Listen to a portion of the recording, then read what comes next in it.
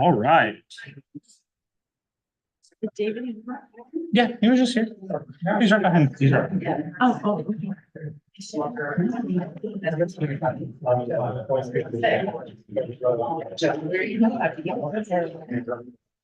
I don't know how our video got switched. All right. It's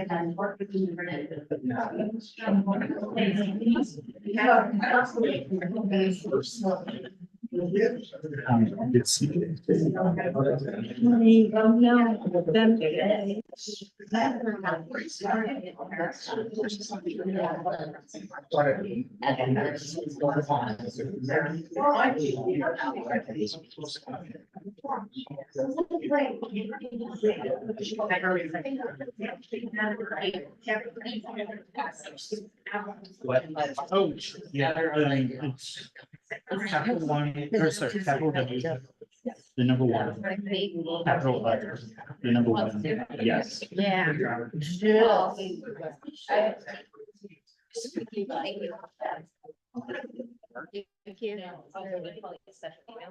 Oh, there's like a special email. Yeah. Will you get Robert to write it on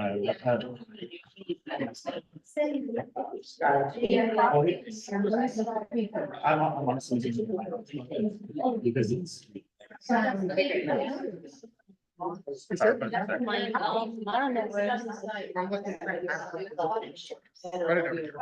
Everybody on Zoom, we'll be getting started pretty soon. We're gonna be for a second, so don't worry.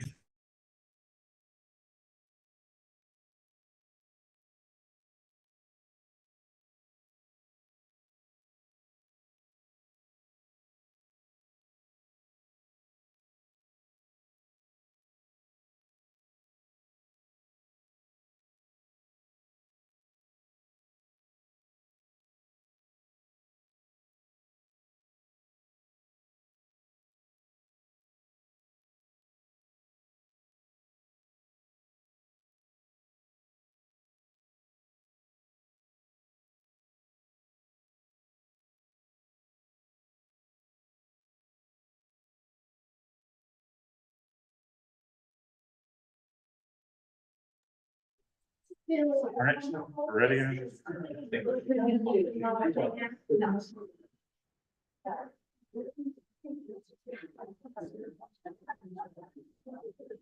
Yes, we can. Okay. Good evening, everyone. My name is Valerie Mason, and I'm the chair of Community Board 8. I want to welcome you to the April full board meeting of Community Board 8. And let's get started. The first thing I want to talk about is I want to address the Youth Education and Libraries Committee. I want to apologize on behalf of the co-chairs, Taina Guerrero and Addison Webb and myself. There was some confusion at the last meeting and there was not a quorum. And so the matters that were discussed that evening will be taken up at the next full meeting of that committee with a fully prepared resolution. And I can assure the members of the public that there will be a quorum present. If you are here in the public session to speak about the matters that came up at last month's meeting, you are perfectly welcome to speak tonight, or you can speak tonight and come back at the next full board meeting and speak again. We're happy to hear from you, but again, I apologize for any confusion or inconvenience that may have caused. So thank you very much for your patience. I'm going to go to the public session. Yes, and you need to know who. Okay. All right, so everybody who is signed up for the public session, we're gonna call your name. You'll get 2 minutes on the clock to speak. We're gonna try a new tool where you should see the clock here on the camera on the video of the host meeting. And it should work, and you'll hear a little ding at the end. So for um,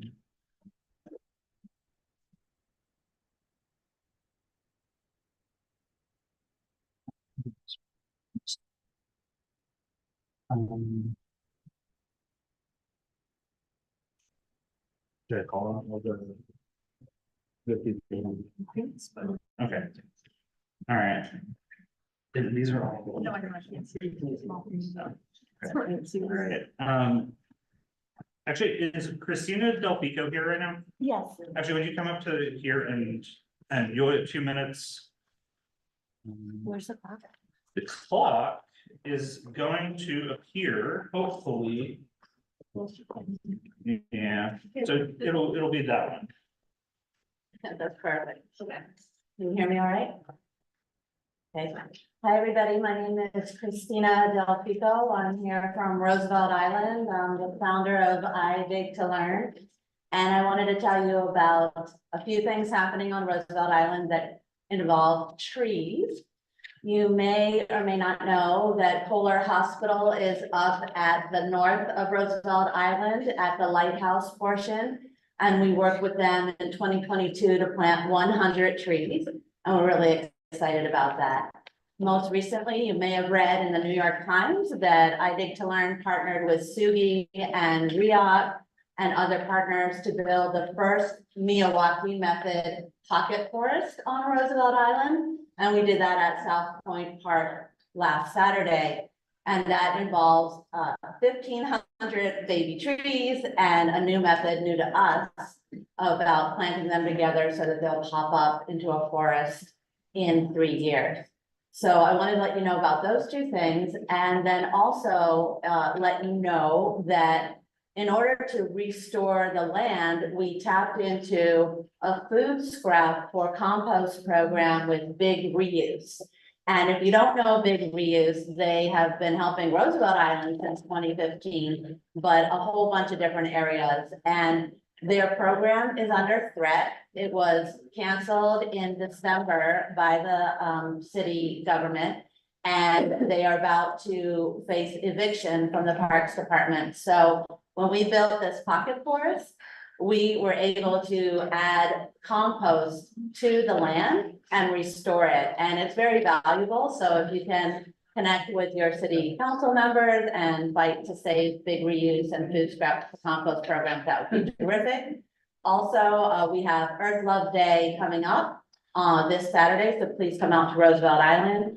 And lastly, I'm going to ask for your help. The FEMA has given money to the hospital, and they are, STV will be creating a berm around Kohler Hospital, and we want to protect the mature trees around there. So we'll be circling back to you later for help to be creative in their design and not take out 50 or so mature trees. Thank you very much. Thank you, Christina. I just wanted to say welcome. Thank you for coming in person. And Christina is going to be participating in an upcoming meeting of the Sanitation and Environment Committee that's going to focus on composting. So if you're interested in that, pay attention to our website and when that meeting will be announced.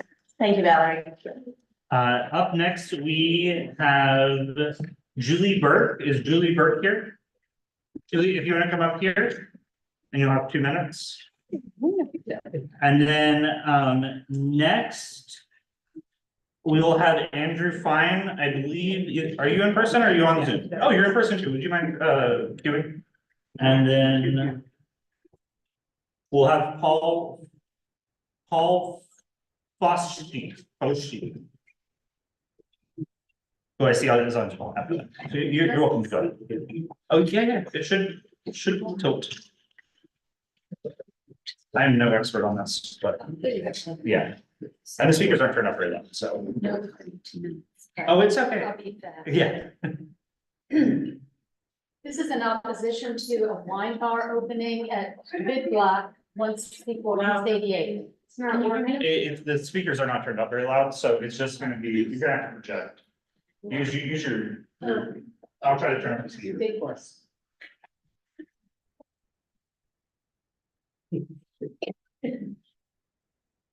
This is in opposition to a wine bar at 164 East 88th Street. It's mid-block. On 88th Street from Fifth Avenue to East End, there are no mid-block establishments that serve wine, beer, and even food. There is a reason someone moves into a building in the middle of a non-commercial block to escape the noisy avenues of crosstown traffic. The commercial establishments that have been zoned for our block have never been a burden. Establishing a bar here would bring noise and atmosphere of major thoroughfare to our flat block. Exactly the type of intrusion we move here to get away from. It's patently unfair to abuse the commercial zoning of a mid-block residential area with a late night establishment, and I believe it sets a poor precedent for other neighborhoods in the city. 13 residential buildings on this block. Mid-block, a barber shop, pediatric Dunlops, no evening hours. Catholic Coleman House next door, a hospital for foreign students with strict rules and hours. This is a quiet block in the evening. 168 East 88th Street. My husband is the head of the board directly across from the bar. In front, there are 3 families with school-age children, 1 nurse who works the early shift, 2 elderly couples in ill health. These residents will be especially affected by a wine bar directly across from them. As part of the president of the board, my husband can speak for the residents. We are vehemently opposed to the proposed wine bar, and we implore the board to not allow it to open. It seems as if it's already in full circle under construction. I didn't realize this has seemed to be a done deal. Thank you. Under Thank time. you. Oh, wow, well done.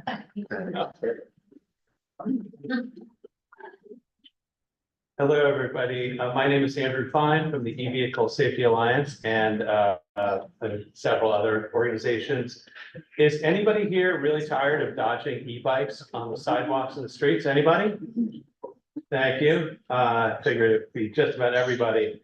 I want everybody to be aware that we've launched a new website that is in progress, which is nycevsa.org.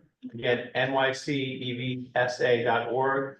Our organization is fighting to register every e-bike in New York City. We have bills in the city council, 0606, which will do just that.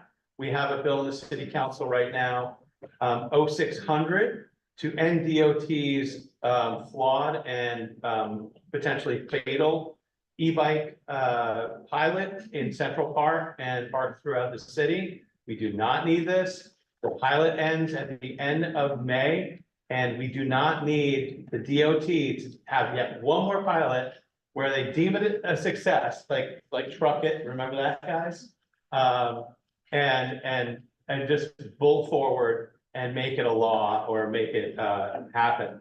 We have several bills in the state legislature to license, register, insure, and inspect all e-bikes. Inspection's really important because it's the bum batteries that are setting buildings on fire and killing scores of New Yorkers and leaving even more homeless. We have bills to license mopeds in shops before they leave the shop. How am I doing at time? To increase penalties for leaving the scene of an accident and to change the DMV reporting form. Kruger, Alex Flores, Seawright have all been very supportive, but we need people to call their representatives and say we need e-bike registration in terms of inspection.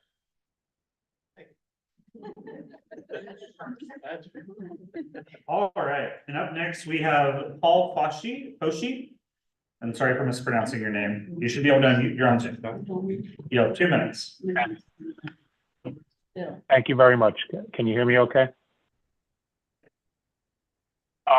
This is with reference to the prior meeting of the Transportation Committee on April 3rd. I had sent an email supplement through Will to the committee regarding a revocable consent for property at 38 East 75th and an entrance areaway that's part of a larger overall renovation of the townhouse that's there. What we wish to underline in this presentation tonight, or at least in this discussion, is the document added to the Transportation Committee's information for the vote on that location includes a brief photograph survey of existing properties on both the north and south sides of 75th Street relative to the committee's concerns and comments raised by others at that meeting about the narrowing of space between the properties, their projecting areaways into the sidewalk, and the remaining space at tight points in front of tree pits. So we were interested in finding out how we could make that situation better, or at least clarify it.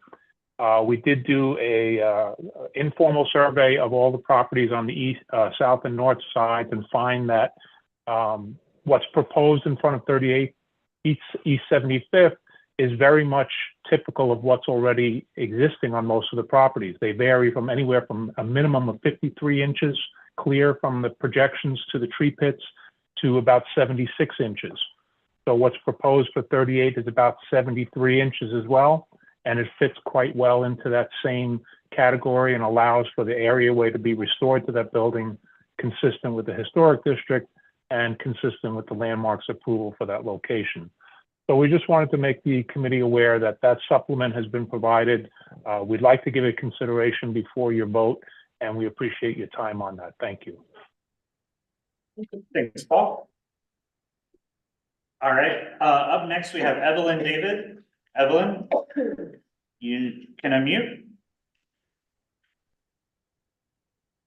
And then Maggie Lehman, you're up next after that.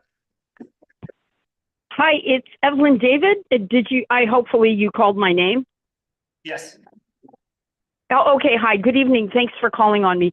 I just heard on the congestion pricing issue, which I'm sure everybody's sick of, that MTA is throwing New Jersey a bone, some money to take care of the problems that are going to be created in New Jersey. I did a calculation for drivers coming in from New Jersey. I mean, it's unbelievable. I figured $15,000 more a year in commuting expenses. That's insane. I feel so sorry for everybody, okay, that it's gotten there and that we had no representation. The pollution that's going to be created in other places because of this is crazy. Is anybody going to be responsible for this in the end? I mean, obviously the politicians will pay for this, but that's just really too bad. Anyway, I needed to vote this because I just heard this on television tonight. And New Jersey is saying, forget, no, we're not accepting that. So, and what with the Bronx, when they're giving them a huge amount of money to take care of the pollution up there. So I don't know about this. The study that was done is completely meaningless in my mind, because it's just pushed everything someplace else and not solved any problems. Anyway, thank you very much for listening. I needed to voice that. I just couldn't stand it. Anyway, I'll unmute and thank you very much. Have a good evening, and I'll be listening. Thanks, Evelyn. Maggie Lehman, you're up next. Okay. Hi, this is Maggie. Can you guys hear me? Yes. Thank you. I'm speaking as a follow-up on the comments I made regarding pedestrian safety and the dramatic increase in cars hitting and e-bikes hitting pedestrians, the dramatic increase over the last several years. I raised the question on April 3rd when the DOT rep was there. I think at that same meeting, Andrew Fine even referenced the agreement that the DOT entered into with a third-party vendor to rent curb space for rental cars and rental trucks for anyone to sort of rent them on the spot. I'm speaking tonight because I'm requesting that CB8 put on the agenda for the next DOT for the next Transportation Committee meeting where a DOT rep will be there.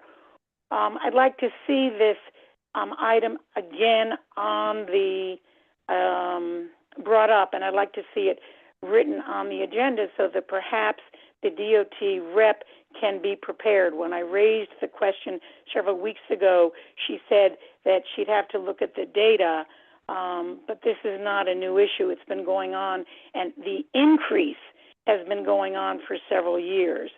So I'm hoping that'll be possible. I love what Andrew Fine just raised a few moments ago about the e-bikes, because I think that's part and parcel of this. I'd like to see the DOT more aggressively involved in addressing this with the city, with the police department, daylighting as well as addressing more aggressive fines and penalties for e-bikes and for any bikes and drivers who kill Maggie, that's fine. or injure pedestrians. So Thank you. Yeah, Maggie, Colleen comes to the meetings, happy to talk to any questions or issues. If you want to send an email to us and we can forward it on, but she's usually typically prepared to speak to various issues. So I don't think this is really any different than any other concern that would be raised, to be quite frank. But happy to entertain your email if you want to send it in advance. All right, up next, we have Erica Burson. I don't believe you're here. And then following that is Mubin Siddiqui. Erica, if you were here, please raise your virtual hand. I don't see you, so Mubin, you're up next. Mubin, you have 2 minutes. Where did you go? Mubin, you have 2 minutes. All right. Hello, everyone. Good evening. Thank you for having me. My name is Mubin Siddiqui, and I'm with a nonprofit organization called Muslim Volunteers for New York. We're a community service organization, and we're stewards of Rupert Park, which is in your district. We have been doing a stewardship at the park for the last 9 years. Semi-annually, we come and do these wonderful park beautification and cleanup events. And we would love to invite everyone here at the meeting and neighbors and friends. It's a family-friendly event. It's a free event. We do all the spring planting, mulching, cleanup, painting. There will be hopefully live music for everyone and complimentary refreshments and free giveaways. This is your park. This is your neighborhood park. We try our best to make it as beautiful and as appealing a space for you as possible. So we would be very grateful for your participation. There's also eco-friendly arts and crafts for your children. The time is on Saturday, May 18th. That's the official date and time. There will be a banner outside the park ahead of time notifying you of the same details. We will also hopefully put it in the CB8 circular for you to have the registration link. You do require registration for the event. Ideally ahead of time would be perfect. If not, if you walk in on the day of, we can register you at the event as well. So we look forward to seeing all of you. If you have any questions, please reach out to us at muslimvolunteersfornewyork@gmail.com. I'm trying to think if there's anything else I'm forgetting, but as I said, typically we plant anywhere from 2,500 to 3,000 plants. The event will be from 10 a.m. to 1 p.m. Please, you're welcome to come for the entire length of time or for any duration of time during that time. And your children, if they would like, will get a volunteer community service letter for service for their school. So thank you for your time, and I hope to see all of you there. Thank you very much, Mubin. All right. So everyone else who signed up for the public session, other than Leah, is signed up to talk about the high school admissions. I'll remind what our chair earlier said. This item will not be voted on tonight at this meeting. It is going to be brought up at the May Youth and Education meeting where they will have quorum according to everyone. And they will vote on it at that time. So if you want to waive your 2 minutes, you're very welcome to, and you can help speed up the process by going to the reactions icon and pressing the raise hand button whenever you hear your name called. So I'm going to go through the list. Raise your virtual hand if you would like to speak. Motoko Shobaji, Jenny Sikalis, and Jax Schlott. Are any of you here? Oh, I'm here. Oh, you're here. Would you like to 2 minutes up here?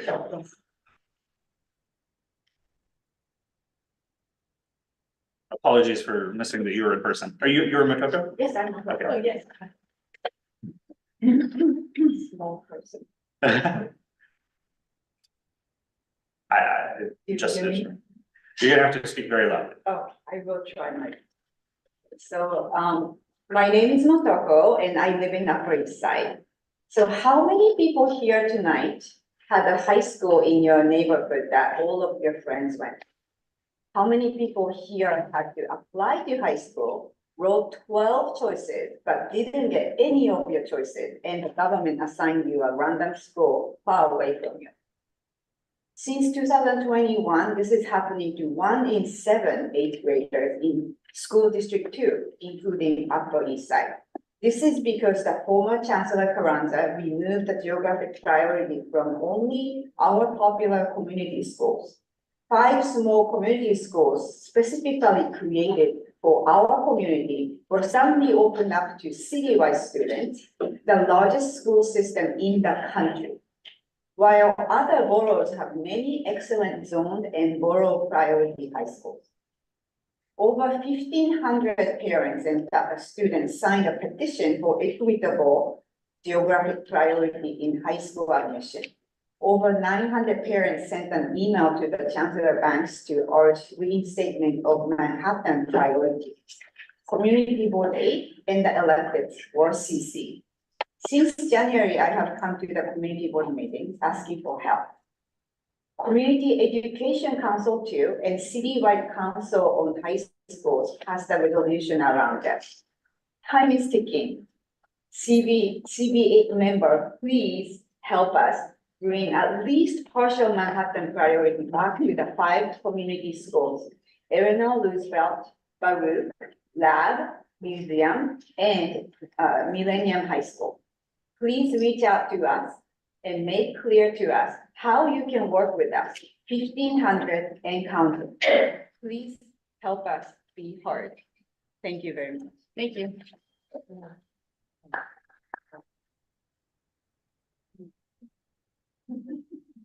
All right, Michelle Liu, Cecilia Darmadrill, Elizabeth Chernoff Kapoor. If you are here, use the reactions icon to raise your virtual hand and we'll call on you. All right, moving on, Sandra O'Connor, Maureen Herzog, Denise Cruz. I see Maureen Herzog. If you would like to have your 2 minutes, you can go.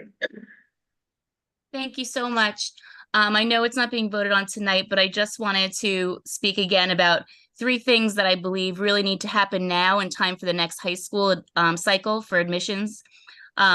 We would really love to have some spring open houses. There's so many programs that are offered, and it's really hard to see them all in like 2 months before it's time to apply. We'd also really like an early release of lottery numbers so that we have time to focus our research a little bit better on schools that we might have an actual chance of getting into. And most importantly, bringing back priority to our community schools in Manhattan. I have 2 7th graders, and right now we live only about 15 blocks from school, and that still takes us about 20-25 minutes to get there. Not knowing that we have a high school in our community to count on, it worries me very much. I just don't know how much of a commute time a 13-year-old should have, and potentially alone. With the lack of this community priority, these kids are traveling all over New York City and not in groups, but truly alone to get to school. It isn't safe, it isn't fair, and it just doesn't seem right. Motoko can give you a lot of information. I know she's shared so much with us in the past, but I can't think of any place anywhere where a child can't go to school in their own community. I also can't understand how students in other boroughs can have community priority for high schools in their community and then have the same chance in Manhattan as the students that live in Manhattan. I don't understand why children in Manhattan are being penalized, and I'm asking for that to change. Thank you for your time. Thank you. Thank you, Maureen. Denise Cruz, Lisa Marks, Brandy Reiser. Lisa, I see you're here. Go ahead and unmute and you'll have 2 minutes. Of course. Hi, Community Board 8. Thank you so much for your time tonight. I spoke at another meeting earlier, I think it was March, about the same issue with high school geographic priority being restored to Manhattan students. I want to reiterate everything that Maureen and Motoko eloquently said.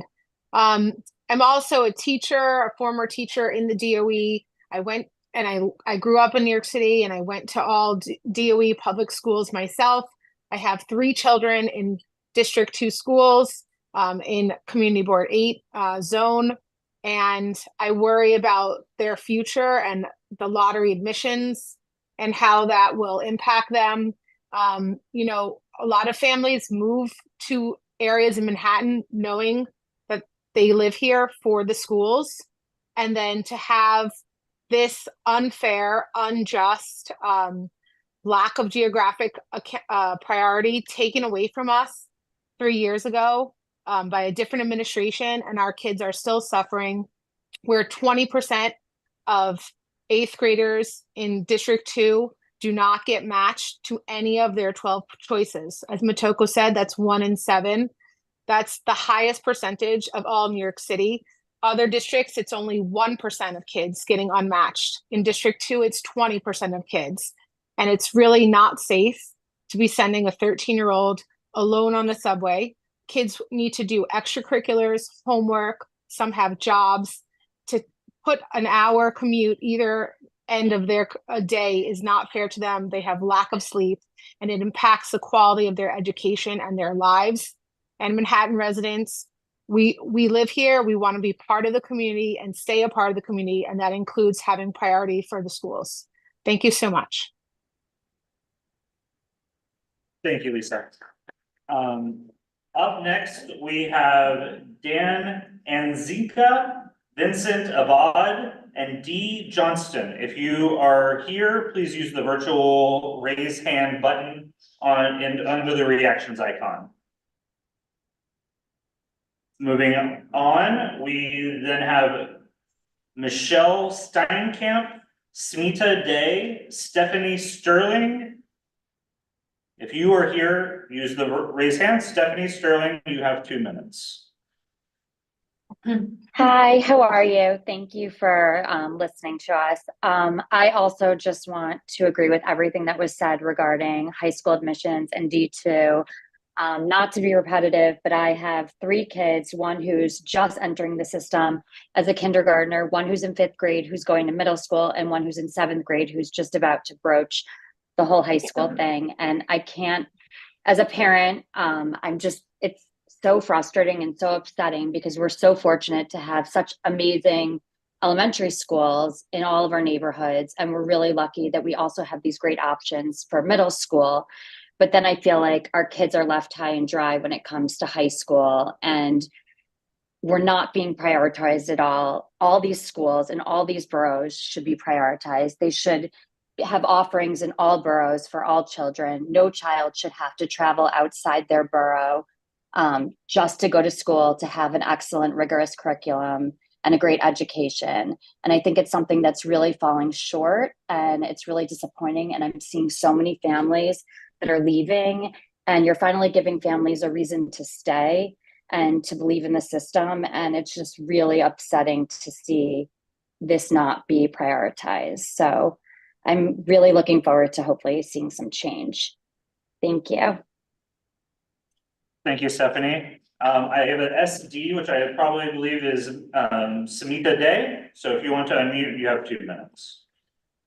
Hi, everyone. Thank you. I'm a Manhattanite that grew up across the river in Jersey City and a proud product of the public school system. So I wholeheartedly believe in investing in the education of our community's children. I'm also a mother of a 3rd, 5th, and 7th grader in public elementary and middle schools on the Upper East Side. And my girls' elementary school is a block and a half from us, and my son's middle school is just under a mile up First Avenue from our apartment. Life's good, but I see that's all about to end as we're facing high school admissions. I find it absolutely unacceptable that my kids won't have priority access to a public school that's less than 6 blocks south from us. I absolutely value equity, diversity, and inclusion in our community and schools, and I think we can achieve this without punishing Manhattan students who want the option to walk to a high school that provides a high quality education. We need priority access to high quality education at a high school that's in our neighborhood, and I hope that we can all work together towards this. Thank you. Thank you. I have a Zoom user. I assume somebody I've called on. Just please identify yourself. Hi, this is Jax Shot. I heard you call my name before, and I appreciate you calling me again. Without sounding repetitive, with all the other speakers that just spoke, starting with Motoko, I also wanted to just make a point about the mental wellness of these 12 and 13-year-olds that we're talking about. They went through 3 years of a pandemic where they had to be virtual and hybrid, and already suffered and struggled through learning from that perspective. And now when they're just finally in the middle schools that they're flourishing in and doing well and working hard and getting back to where they are, they have to go through this immense amount of stress and preparation to tour 12 or more high schools, all within a month or two of time, where they don't have that time to do that in. They also have to prepare material if they're planning on doing a performing arts or art school. They have to prep and learn material of 8th graders starting in 7th grade for the SHSAT schools, because they need a better chance because they can't go to their local school anymore. And this has all been within the last 3 years that, the pandemic hit, priority was taken away. Queens and Brooklyn have priority in their boroughs, but no one in Manhattan or District 2 have priority. And that just does not seem to be just or fair.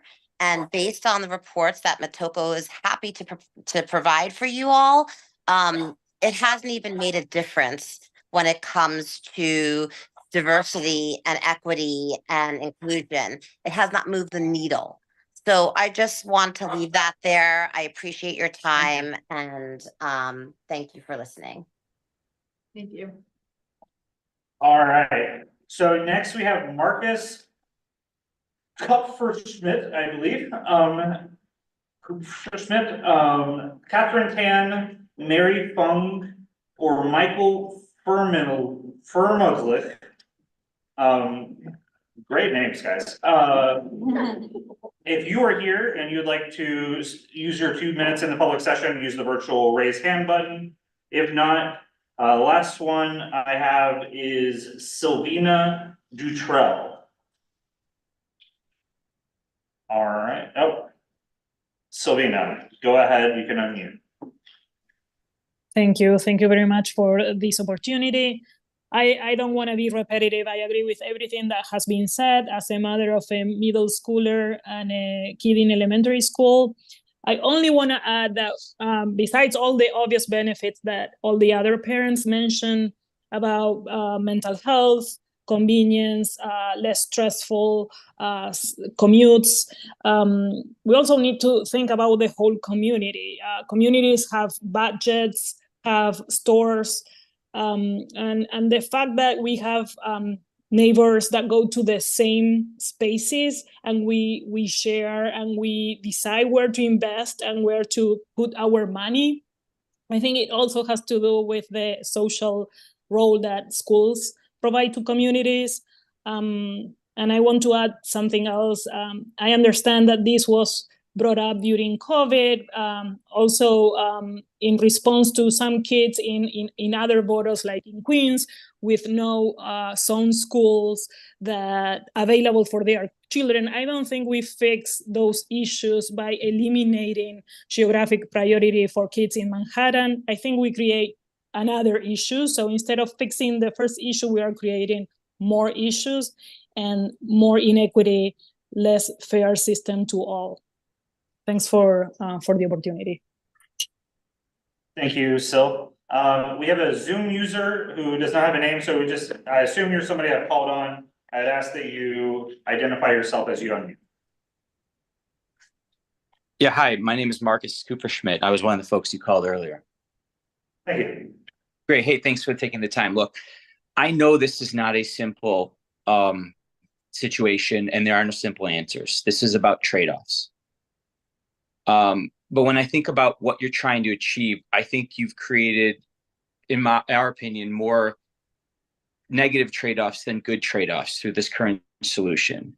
And I think we really struggle with why so many kids in our local communities here are having to travel so far. And they are at a young age when they have a ton of work to do and college is competitive. Kids are under more pressure than ever to do well, to have extracurriculars, all this stuff. And an hour door-to-door commute is only making life more challenging for these kids. So to say there's a higher ratio of kids in Manhattan having these crazy commutes that are unfortunate than other places, it doesn't feel balanced. It's a lot of pressure to put young kids under. So we would ask you again to think about a more balanced, more fair solution and keeping our kids in the same position as others and not having such a high proportion of kids having these extended commutes for high school.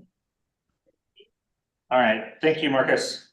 Thank you. And I'll remind everyone, you are only going to be called on if you have signed up for the public session. If you did not sign up for the public session by 6:45, I will not call your name.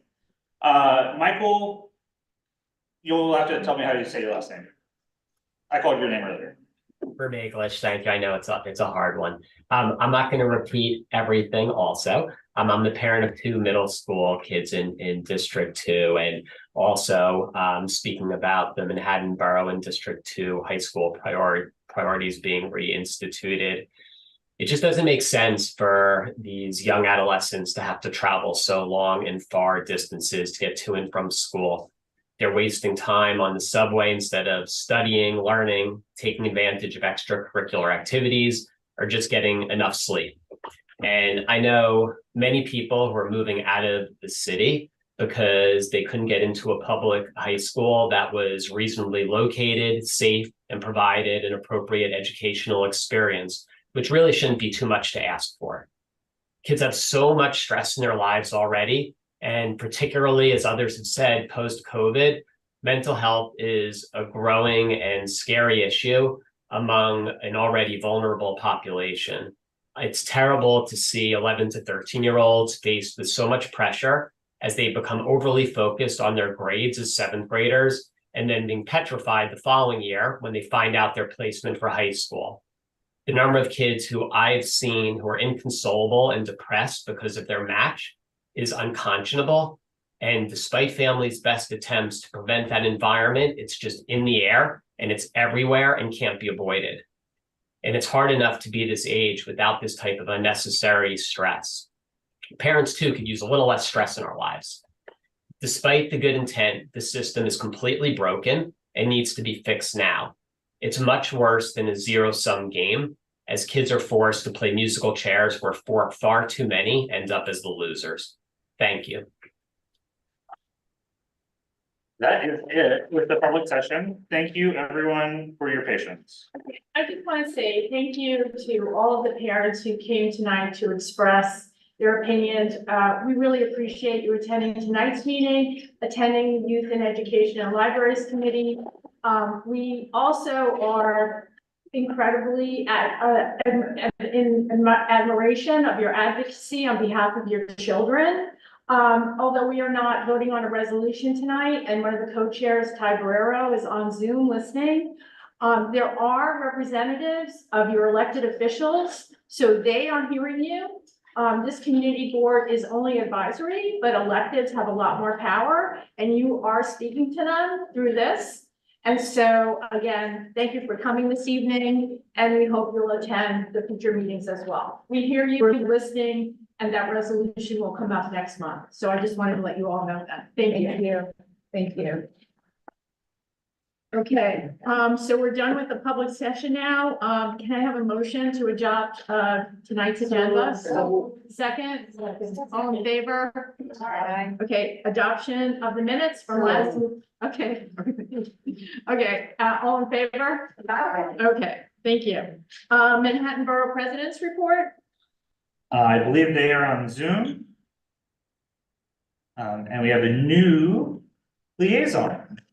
Yes. Hi, everyone. I hope you can hear me. My name is Sawaiba Shabazz. I'm your new liaison on behalf of the Manhattan Borough President's Office. Thank you so much for all the comments. I'll definitely parlay it to the office. So let's get started. I just want to let you know, if you're not aware, that Tricia Shimamura has now moved on to become our new Manhattan Borough Commissioner for the Parks Department. And Eric Cuevo has now been, who was now earlier our Deputy Director, is now serving as our unit's Acting Director. So let's move on. Community Board application status. So thank you so much to everyone that applied or reapplied to serve on Community Board 8. As a status update, we've finished with the interviews and we're now reviewing applications and working towards final decisions. We hope to have appointments completed by the end of this month and first week of May at the latest. Bathroom map. As you know, our office has been working hard to address the need for public bathrooms in the city. We recently wrote a letter to the MTA to introduce signage that better depicts the location of accessible restrooms in dozens of stations. We haven't heard back yet, but we'll be sure to share the progress of this as it moves along.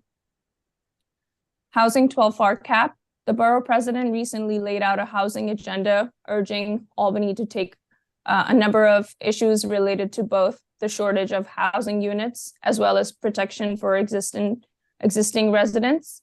One item that is incredibly important for Albany to address is lifting the outdated 12-FAR cap, which limits how much housing we can build. We have some wonderful examples of buildings like the El Dorado and San Remo along Central Park, which were built before the cap was put into place and are far bigger than 12-FAR. We hope to find out more as our state electeds work on the final budget. And finally, volunteer corps. Our office has put together an amazing volunteer corps that is working with hundreds of volunteers across the borough looking to support fellow Manhattanites in a variety of ways. We recently partnered with the West Side Campaign Against Hunger to pack hundreds of pounds of shelf-stable goods for families in need. And tomorrow we'll be working with the Bowery Mission. If you would like to join us at any of these volunteer efforts, tackling food insecurity, park cleanups, and much more, please sign up on our website, manhattanbp.nyc.gov. I'll also drop this information in the chat. Thank you so much for your time. Have a great day.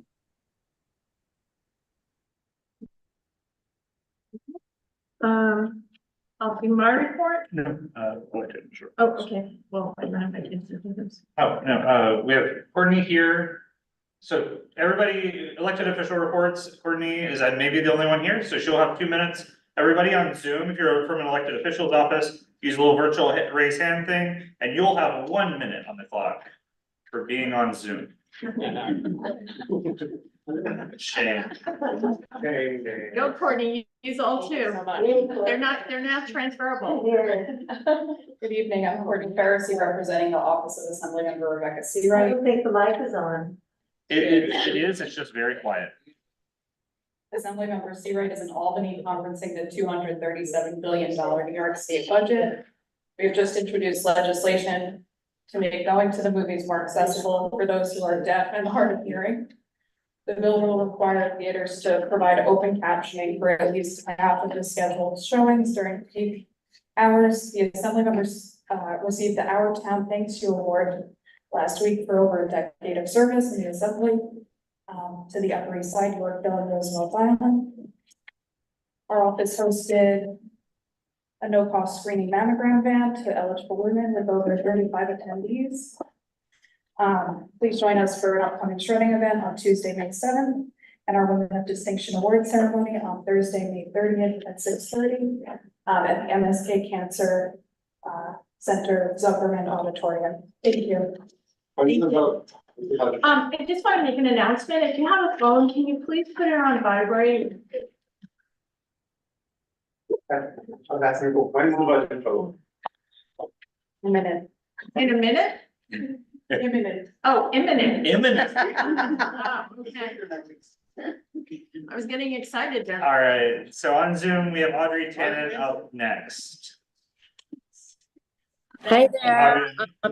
I am from Senator Liz Kruger's office, and Liz thinks the budget will be signed, sealed, delivered either late tomorrow night or early Friday morning. So we did say it would be late. I don't think she expected it would be this late, but it's going right down to the wire, and there are still real negotiations. One thing that I know is important to Community Board 8 that everyone agreed on was that localities will have more authority to shut down those illegal cannabis shops. So we do expect that that will become more efficient and easier to be closed down by localities. The other thing, and this is not going to resolve all of the problems with electric vehicles, Liz's legislation to ban the sale of dirt bikes and ATVs in New York City has passed the Senate. And we hope it will get through the assembly and the governor will sign it because that will help to eliminate some of these disturbing vehicles that we have to share our roads and sidewalks with. Have a good meeting. We'll see you next month. Thank you, Audrey. We'll help you Friday. All right, Jesse K, you're up next. Hi, everyone. Thank you so much for having us here tonight. Just wanted to provide an update on the budget. So the city's ongoing fiscal year 2025 budget negotiations. As you may have seen, on April 1st, the city council released its preliminary budget response to the mayor's proposed budget. In a nutshell, we're working hard to reverse over $1 billion in cuts to 3K, public schools, libraries, and other city services. These are all essential city services that directly impact millions of New Yorkers and have already undergone a series of steep budget cuts over the past fiscal year. We believe it's essential that these cuts be reversed and that these services all receive the proper amount of funding. Apart from budget cut restorations, the budget we are proposing sets aside $3 billion for city council priorities, including affordable housing and mental health care, $500 million for the city's reserves, and about $1 billion left over for additional or unexpected expenses that would arise over FY 2025. Councilmember Powers is a member of the budget negotiation team and will continue to push for restoration to these programs. Thanks, Jesse. Up next, we have Hannah Wienerman from the Congressman's office. Hi, everyone. I'm Hannah from Congressman Nather's office. So helicopters remain an ongoing issue. Last month, Congressmembers Nadler and Menendez introduced the Protecting Communities from Helicopter Noise Act. This bill directs the FAA to study helicopter noise within a 15-mile radius of the Statue of Liberty and examine potential solutions for diverting helicopters away from residential and recreational areas. Congressman Nather applauded the EEOC's finalized rule implementing the Pregnant Workers Fairness Act that he fought for years to pass. This includes abortion in its definition of employer accommodations required for pregnancy, childbirth, or related medical conditions. The Social Security Administration announced it would decrease the default overpayment withholding rate for Social Security beneficiaries to 10% or $10, whichever is greater, from 100%. So that significantly reduces financial hardship on people with overpayments. So if you're placed on a 100% withholding during this transition period, you can call the Social Security's national 1-800 number at 1-800-772-1213 to lower your withholding rate. If you have any questions, feel free to contact our office. Take care. Have a good meeting. Thank you. Summer, you're up next. Hi, everybody. Summer from Senator Serrano's office. The senator is still up in Albany. The budget's had a few setbacks, but we're hoping to get that out as soon as possible. Last week, the senator's bill S253A passed the Senate. This bill would create cultural districts for areas with any specialized art or cultural focus, and would allow these districts to receive guidance and technical assistance from the state. Next week on Wednesday, we are co-hosting with Assemblymember Jackson a fire safety workshop that's going to take place in Concourse Village in the Bronx, a little far away from you guys, but you're more than welcome to sign up. And as always, you can contact our office if there's anything we can help you with. Thanks. Thank you. Thank you. Sophie from Assemblymember Boris's office. Hi, everyone. I'd like to first introduce myself. I'm the new district director for Assemblymember Boris. We've had some bills that have passed recently. Assemblymember Boris is pleased to announce that his first bill would replace the outdated term Kung Fu Star with a more relevant and appropriate name, Throwing Star. And the second bill mandates state agencies to consider utilizing cloud computing data for data storage purposes. We also have 4 bills relating to e-bikes and mopeds introduced right now.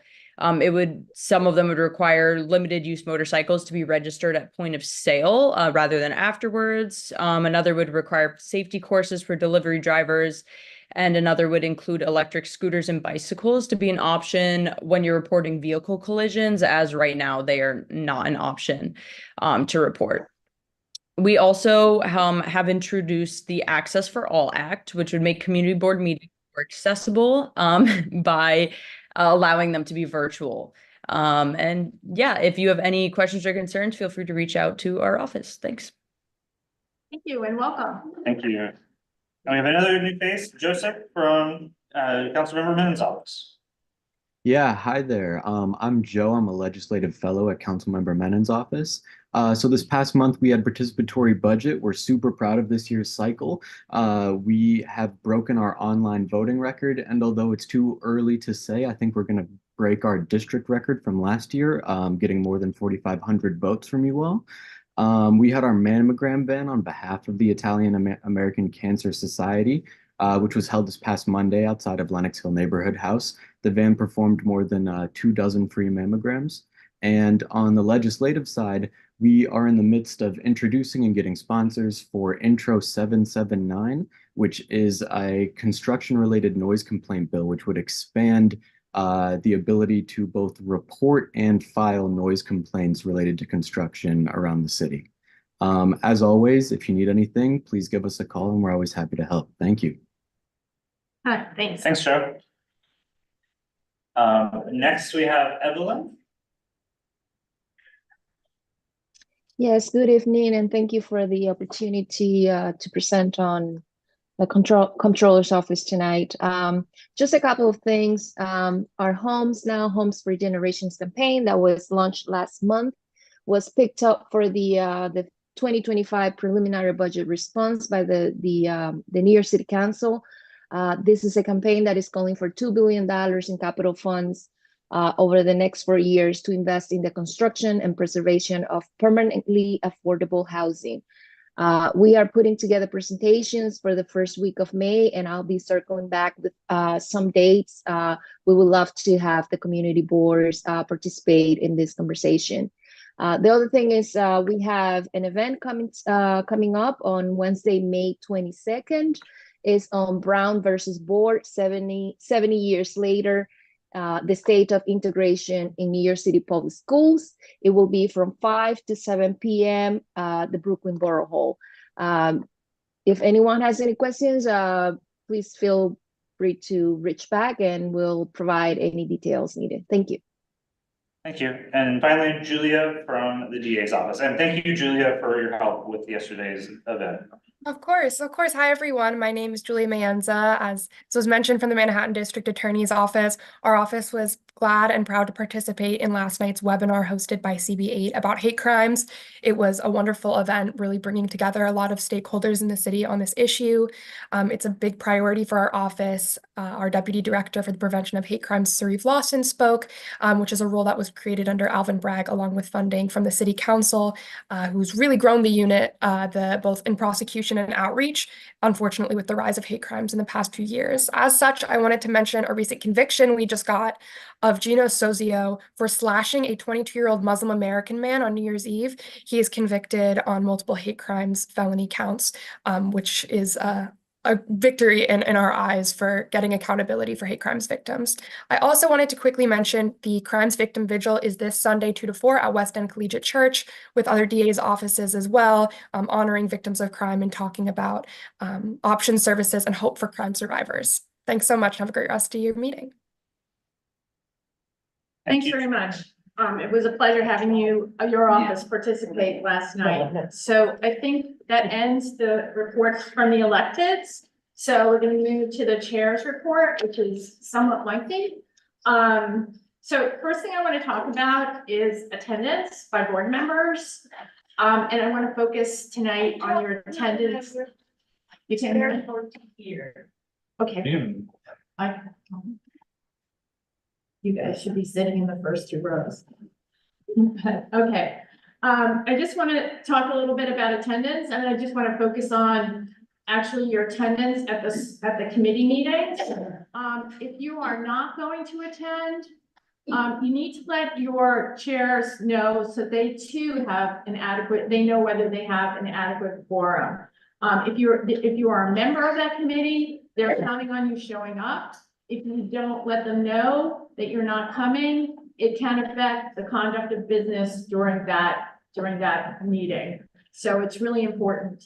If you are not a member of the committee but attending, yeah, that's great. It doesn't count for the quorum. It might be helpful if you let people know that you're coming. So if some member falls off and you come in, it's sort of an exchange of people on the committee. So please be aware of that.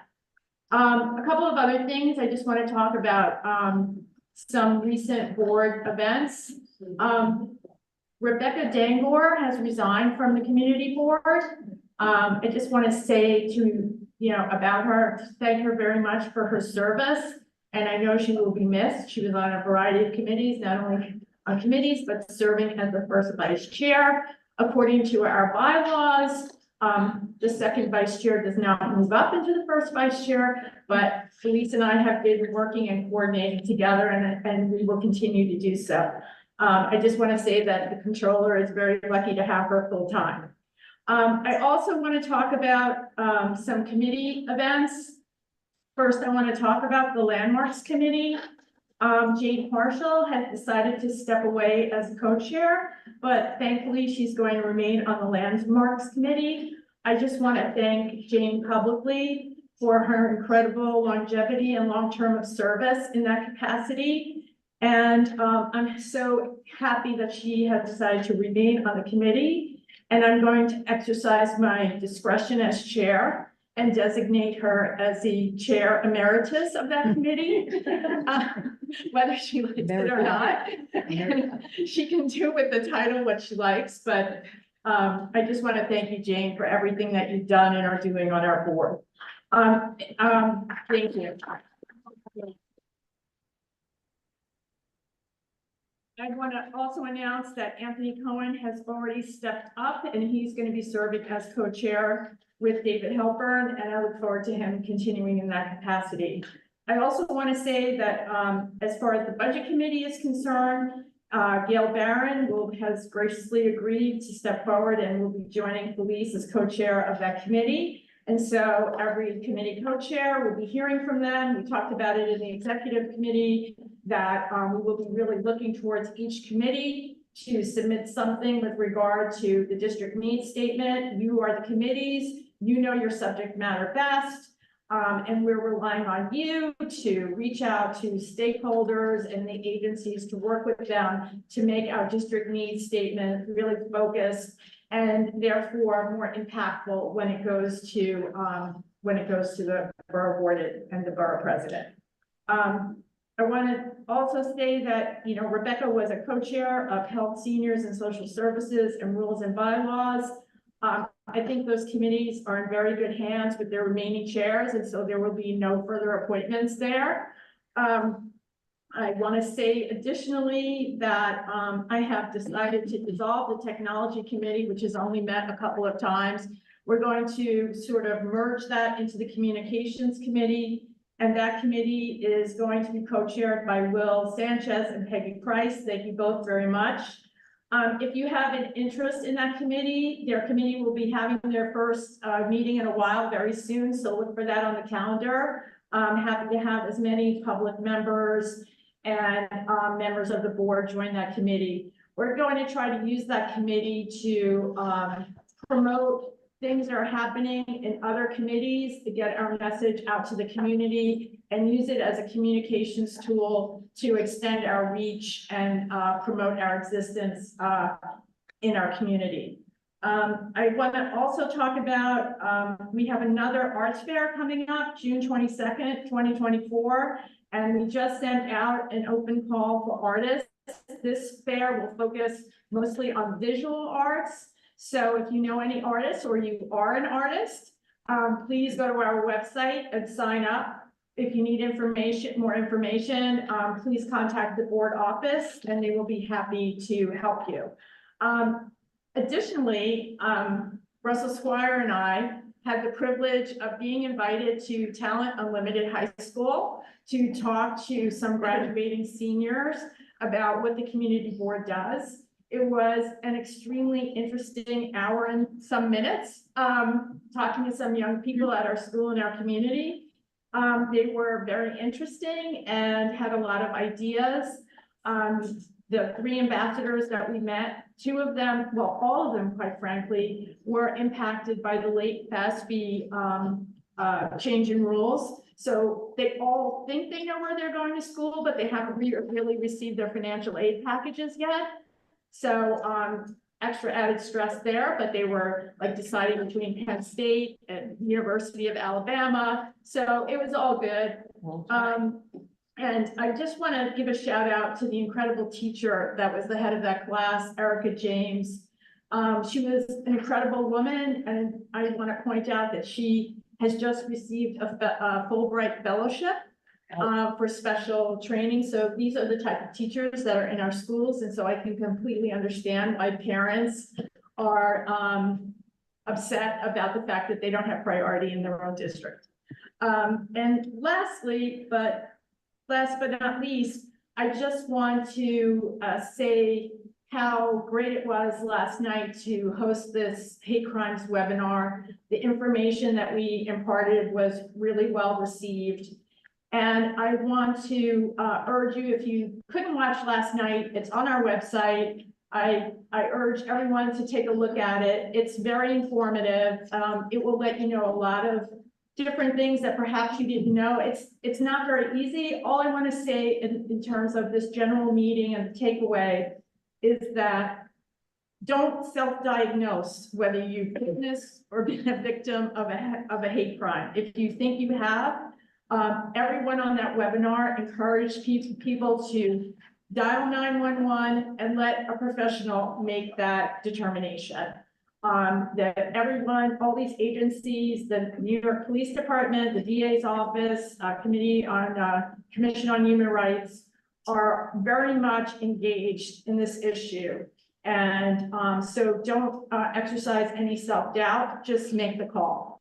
In that connection, I wasn't able to say it last night, but I want to thank the following Community Board 8 members. I want to thank Alita Camp and Michael Anderson and Sahar Hussein, Abraham Salcido. I want to thank Barbara Rutter. I want to thank Jane Bayer Michaels. All of you contributed to the success of this program, and I didn't want it to go unrecognized. Thank you so much. And that's the end of my report. Thank you. All right, I will be pretty brief. So first, last month, I made a mistake and I sent Rose home before we could introduce her. So everybody give Rose a big welcome. Rose is our new community associate. She's assigned to a bunch of committees. You'll get to know her. She's wonderful, fantastic, and she's hit the ground running. And not to be left out, we'll also shout out Kevin and Robert, who've been doing a great job getting her up to speed. So everybody's doing great. But we wanted you to all to meet Rose. Okay, and then just a couple of calendar item updates. At the end of this month on the 29th, there's going to be a new Sanitation and Environment Committee meeting that has been added to the calendar. I don't know if you meant, did you mention? We talked about it last month, but we Okay, didn't. great. Okay, the new Sanitation and Environment Committee, it's the merger of the two old ones. Anyways, they'll be talking about composting. That wasn't on our initial calendar. And then in the month of June, it seems like it's far away, but it's not. The Land Use Committee has been moved from the 12th, its usual date, to Tuesday, the 18th.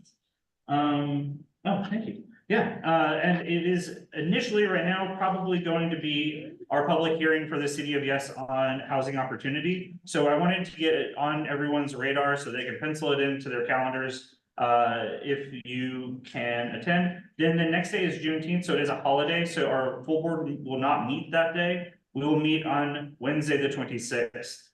And then because it has been talked about a lot, but this was the thing that wasn't talked about it. The March YEL meeting mentioned a CEC resolution that doesn't feel like it fits in Manhattan about trans athletes, and they're going to be talking about it at their next meeting. So I just wanted to put that on everyone's radar to also attend for that topic as well, because it is very important and out of place in Manhattan. Okay, well. That's my policy. I rarely talk policy, but Okay, well, other elected officials have already Fair made to that too. make that opinion without actually saying what the resolution is. Okay. Okay, well. I can. Not tonight, not tonight. Okay. I think, Elizabeth, there have been a fair amount of communications going out from elected offices, whatever. But it'll be posted on our agenda website, on the website under the agenda, so you can read it there. I just want to say, when we're talking about City of Yes, the housing initiative, the zoning committee has been meeting and discussing it preliminarily. If you've missed those meetings and you want some more information, you can go to our website and review each of those prior meetings. And so with that, we will move to the landmarks committee.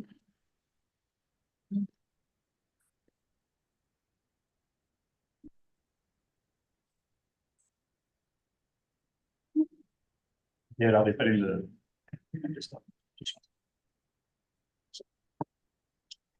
Landmark committee spends a lot of time on each of these, and although we have 2 unanimous approvals, I would like to take each one in order, and we can go very quickly, but we have the images. At least you can see what it is that we consider for our community, and they can still be dispensed with very quickly if you choose to. So the first one, 61 East 77th Street, is an approval. There was actually only one abstention. It's only one slide. Essentially, you have the building at the top is the original part of the 2-part building. And then if you look at the one on the left, lower left, you can see that there's a modern addition to it. And what has happened here is that we've had to approve putting in a new handicap lift, and also putting in new steps and raising the platform so that there was no step up into the front door. So it's now a safe solution by putting a freestanding wall in front of the lift. Essentially, we maintained, or the architect, and we approved it, maintained the symmetry of the original entrance, and at the same time, in an appropriate way, achieve their way to screen off the handicap lift and yet still make it very accessible. So it was Elizabeth who's the abstention of Elizabeth. Elizabeth, that's what I thought. Did you want to say anything? I thought it was 90% a very good, useful, respectful proposal for a very fine building. But the thing that says rendering would live, that little column there is not in character. And I abstained because I really, it's such a fine building. I really wanted them to be 100% right, not 90% right. Just to give a little history, the third time this architect came back, we approved it the first time with a ramp. Just giving a little bit of the history. This is the third time the architect came back. The first time we approved a ramp, DOT, Department of Transportation, did not approve the ramp. So he came back with a full wall tying into those freestanding pillars. And we asked him to go back and look at it again. And this time he came back with a freestanding wall, which you can see picks up the coursing of the building behind it. And the power mechanism for that lift is approximately 7 feet high. So if we didn't have the wall, you'd just be seeing a big fat metal piece of power. So we think the wall is the right thing. We think it's appropriate. I understand where Elizabeth's coming from, but most of us did feel it was right. Marco? Oh, thank you. Also, I would like to add, if you see the picture, you have 3 windows with 3 pediments. That is the building in question. And the next building, that's exactly with the location of the lift. So it's completely different from each other.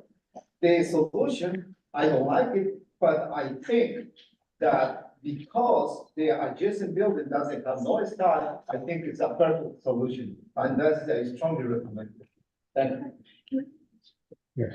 I was just curious, is that elevator similar to the one that you liked at 857? Can't hear you, Valerie. No, this is a standard lift, the one that we were talking about where the steps come out. That's a very costly Okay, all right, I was just curious. new lift. Okay.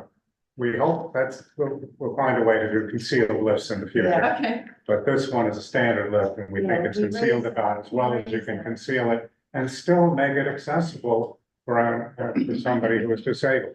thank you. Michelle, Call the question. Thank you. All in favor, opposed, let's. Is anybody gonna be opposed? One. Oh, just one. Okay, would that be okay if we do it Sure, with one? absolutely. And everybody else is in favor? All the ayes? And one, no. Okay. And Ed? One abstention. You want to abstain? I think you said you were no. Are you a no or an It was an abstention? abstention. Abstain? Oh, okay. Yes, you All right. abstained. So it's unanimous with one abstention. Okay, the second one, and we should Oh, put up the fabulous slides, is for 817 Fifth Avenue, which is in the Upper East Side Historic District. And this is an application for a window master plan. And for those who don't know, a window master plan, if accepted by Landmarks Commission, allows individual applicants to get new windows approved at staff level. So what it does is it kind of cuts down on the time and frankly, the funds required to get an approval. However, this building, which was originally built in 1925, originally had 6/6 windows on both sides, both the 63rd Street and the Fifth Avenue side. And then the next picture shows what it looks like today, and it's a little hard to tell. It's kind of a small, there we go, kind of a small dimension. But the all the windows on Fifth Avenue are single pane tilt and turn windows, and most of the windows on the 63rd Street side are in fact 1/1 windows with some tilt and turn single pane windows mixed in.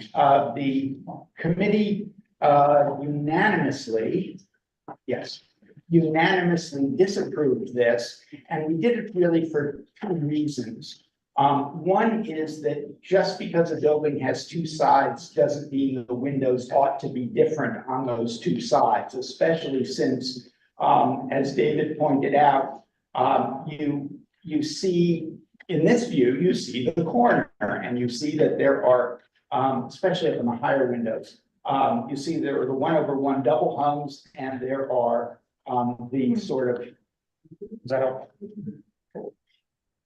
Don't point it at Yeah, I know, don't point it at you. There we go. So here you see the 1/1 double hungs, and here you see the sort of new great big pieces of glass. And so we felt that it was wrong to have that kind of thing. It was wrong also, in our opinion, for the applicants to be asking to essentially memorialize a state that is at least to our kind of anathema. The idea that we have these single pane tilt and turn windows mutely facing Fifth Avenue or in fact, in this case, 63rd Street.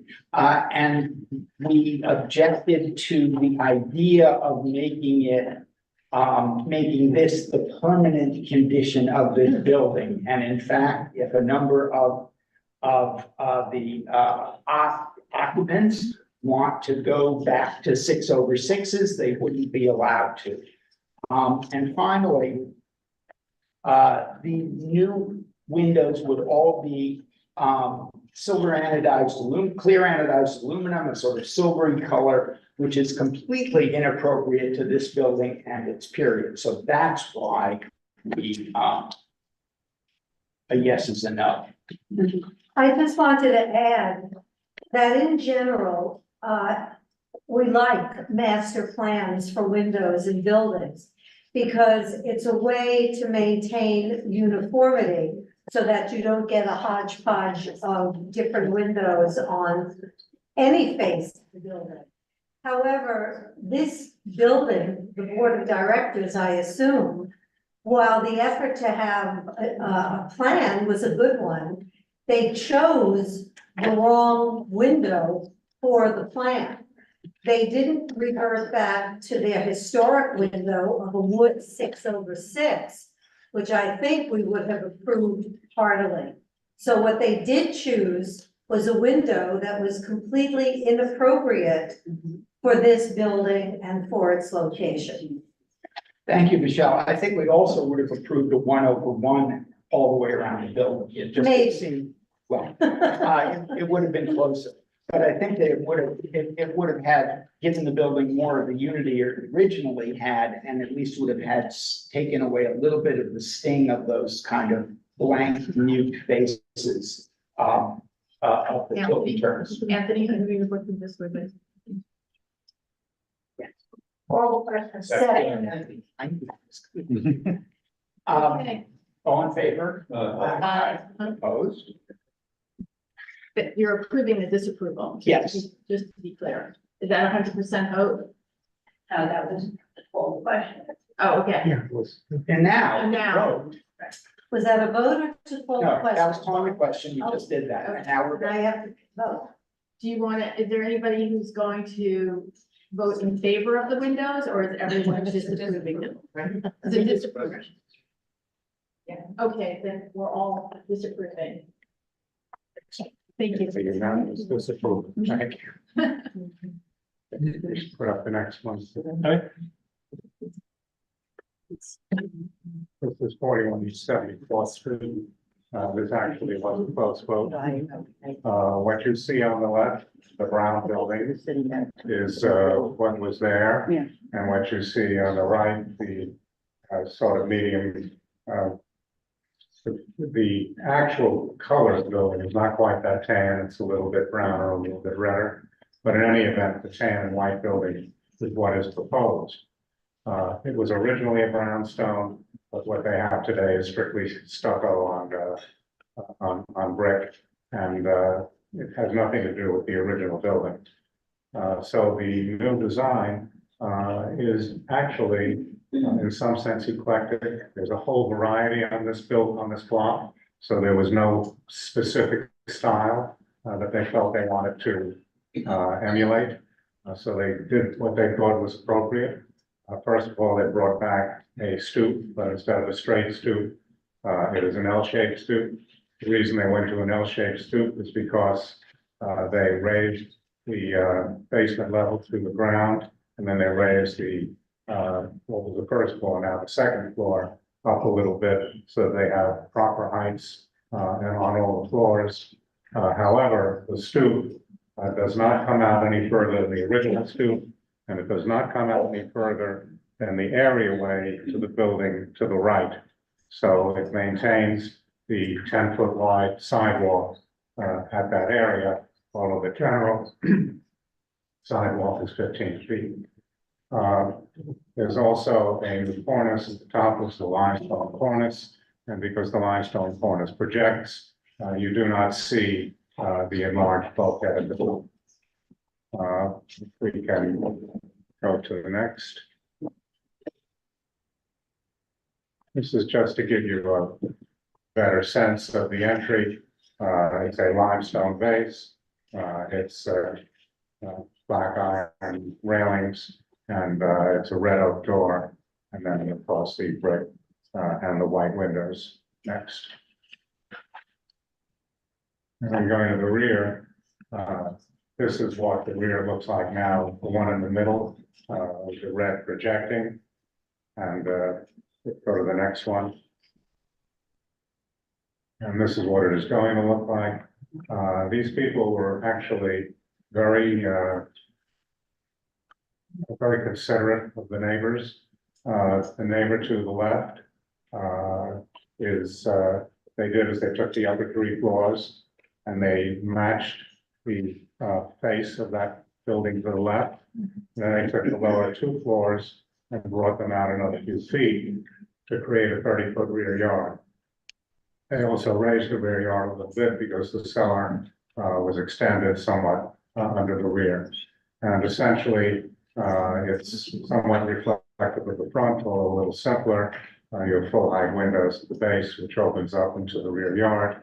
And then you have 1/1 double hung windows with cast stone lintels. And then similar, I think the color here is actually closer to the truth. It's a combination of sort of a light brown and reddish brick combination.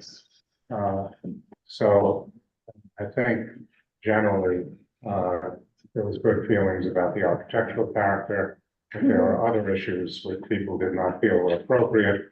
And since she has her hand up and she raised the issue, we'll ask Alita to speak to it. Thank you. My only concern with the building itself is the stoop.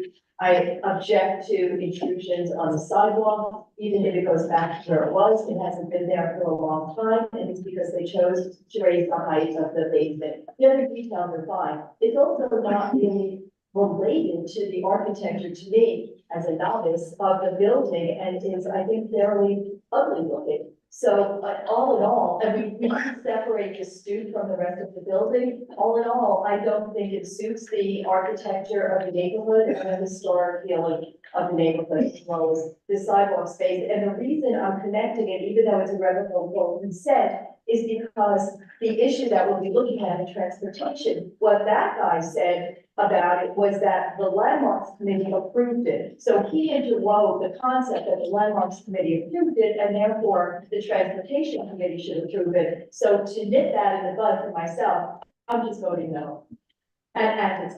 Well, we're looking at it from the point of view of context and appropriateness. You could extend context and appropriateness to what Alita is saying. And I think Marco has some also Thank you. similar considerations. Thank you. I understand perfectly the committee that they meet very soon to the full board, and they have to prepare all the resolutions on time. And I appreciate for that. And I understand in this case, I found that the whole application is perfectly fine, nothing wrong, except the airway. The airway, they propose to encroach, and they claim grandfather when they have already removed the grandfather. But the point is, they left 10 feet wide width. The issue is the building has extensive renovation inside. Therefore, the zoning resolution require, it has to provide a 1 tree in front of the property. And if the tree pit will be located in front of the property, it will reduce from 10 feet wide to 5 feet wide the sidewalk. And I think it's wrong, and that is the only objection that I have for this application. The rest is perfectly fine. Thank you.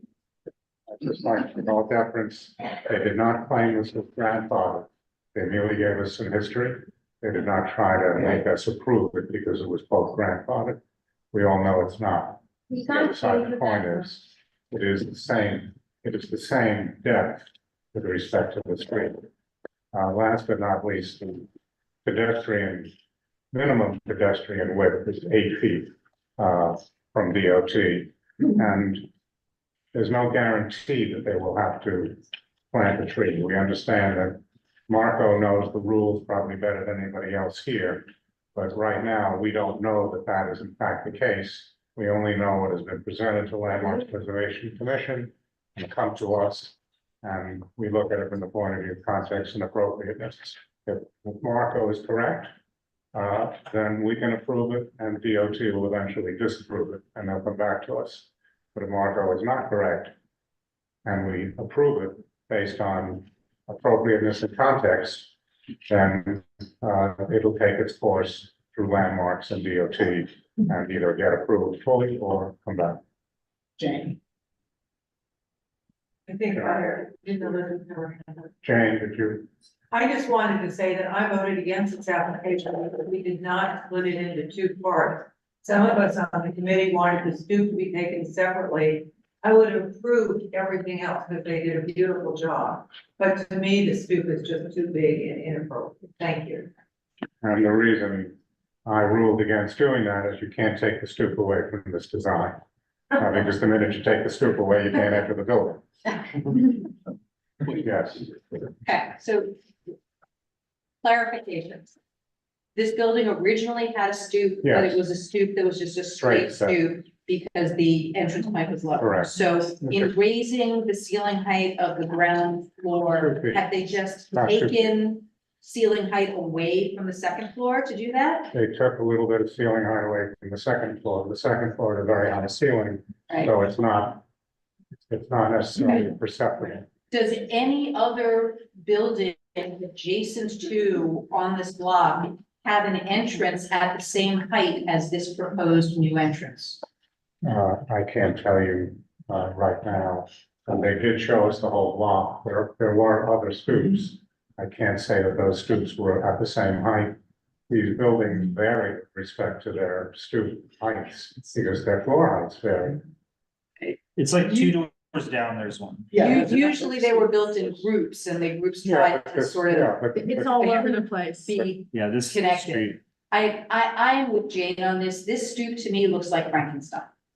It does not fit. It is a very bulk hold front to the sidewalk. And then kind of this baronial looking height. I agree with Jane. I would be for everything else, but this stoop makes no In sense. any to me. event, It's you know, you can vote no. nice for them to want to spend that money to raise the ceiling. We have in the past approved L-shaped stoops, I'm not, but I understand, But that- but I don't want to set L-shaped precedent. stoops usually have proportions, and this does not look like a typical L-shaped stoop. Chuck, Call question. Second. all in favor? All right. Do a roll call on this one. Yeah. Okay. Thank you.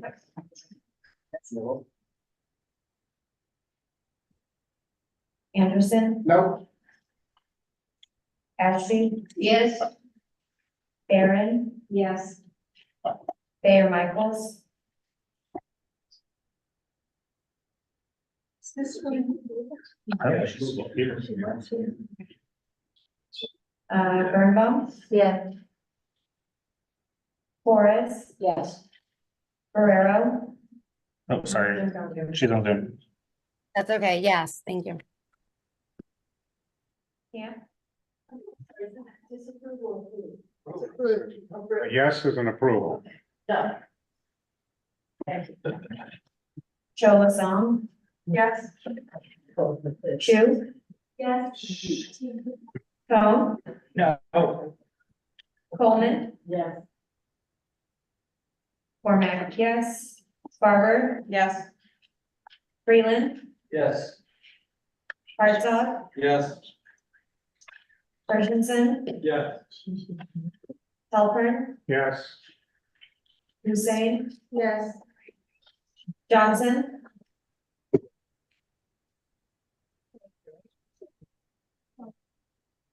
Crickler, Yes. Craig, Yes. Mason, No. McClement, Yeah. Meyerson, Yeah. Mossman, Yes.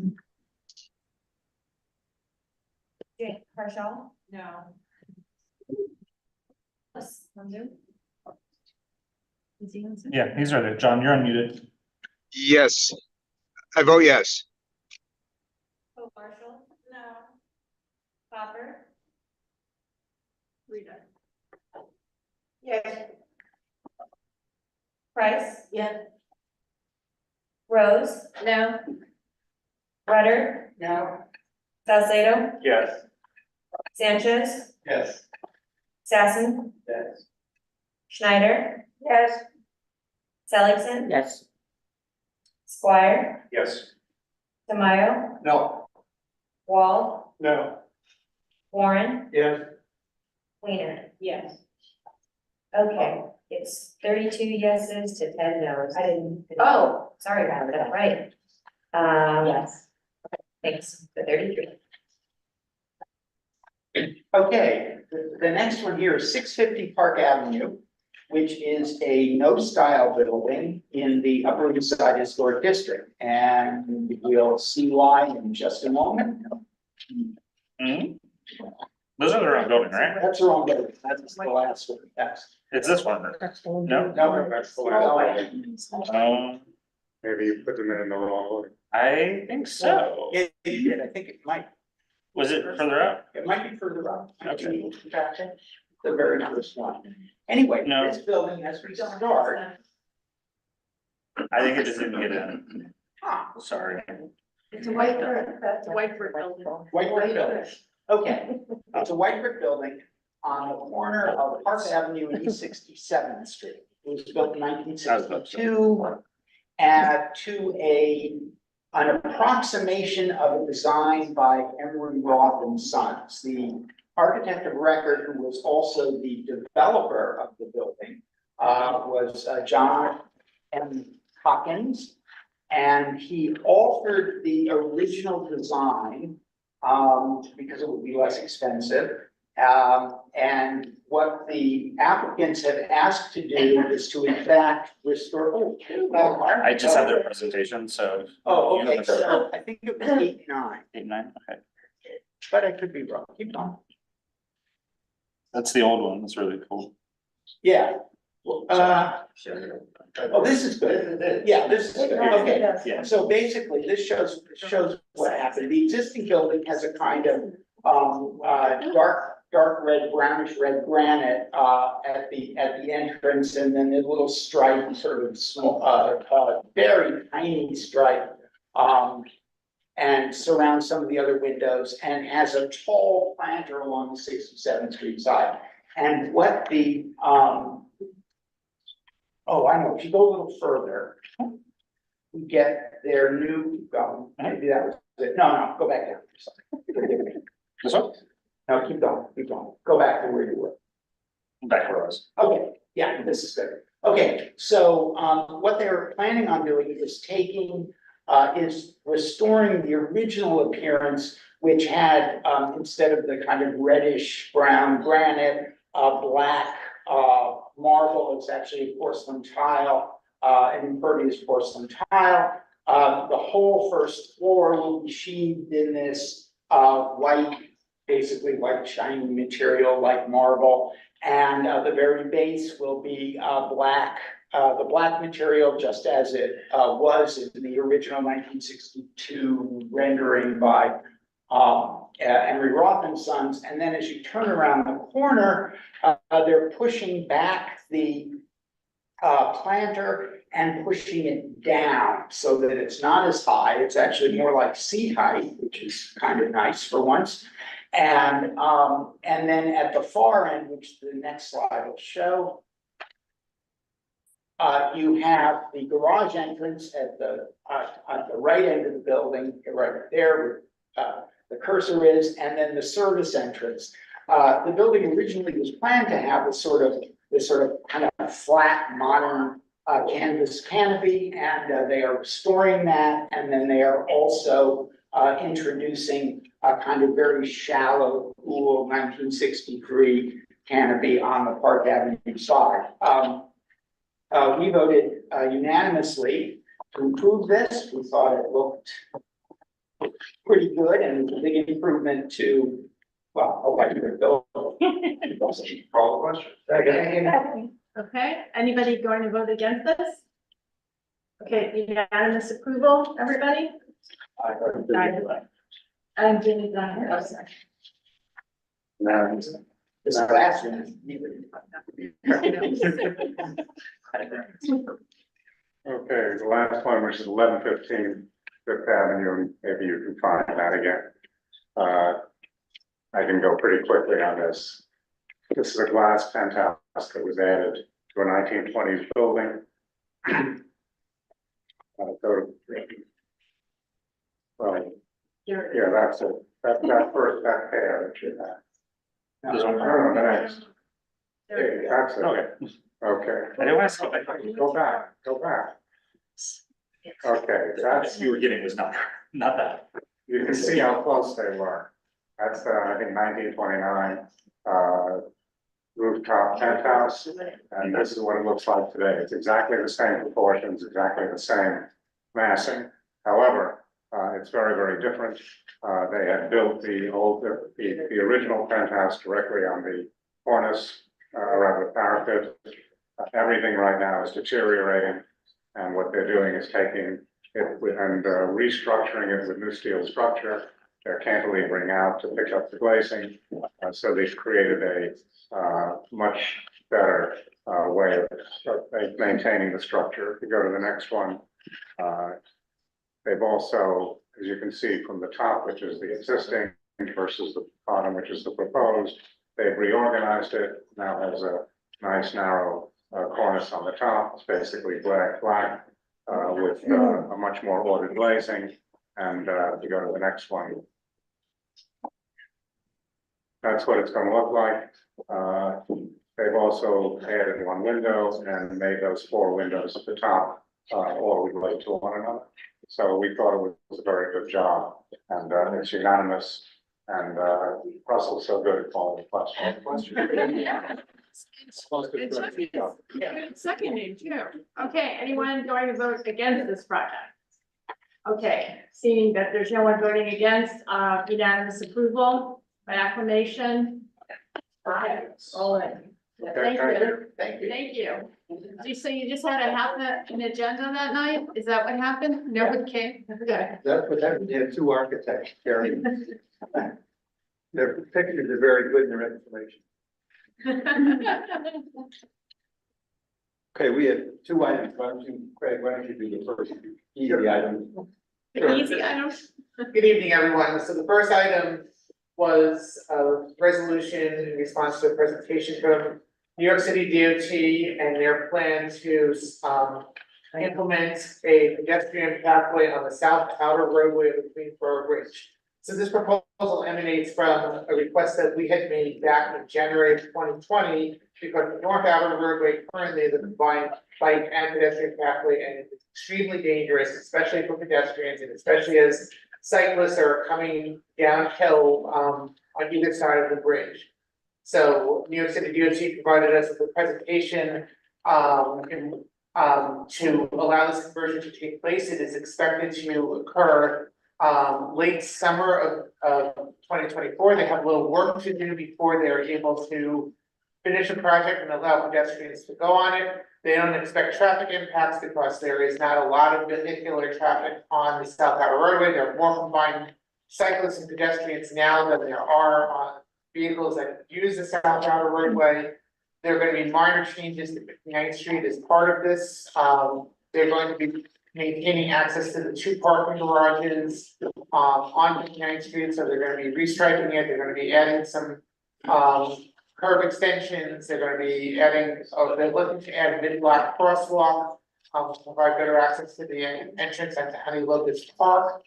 But that's something that is going to be studied before they're able to do that. So the resolution was unanimous in support of the plan as presented, and also to ask them that as part of that pedestrian crossing mid-block, that they consider accessibility needs and make sure that it is a fully accessible crosswalk with a traffic control of some sort, and that will allow those who have accessibility concerns to be able to make that crossing.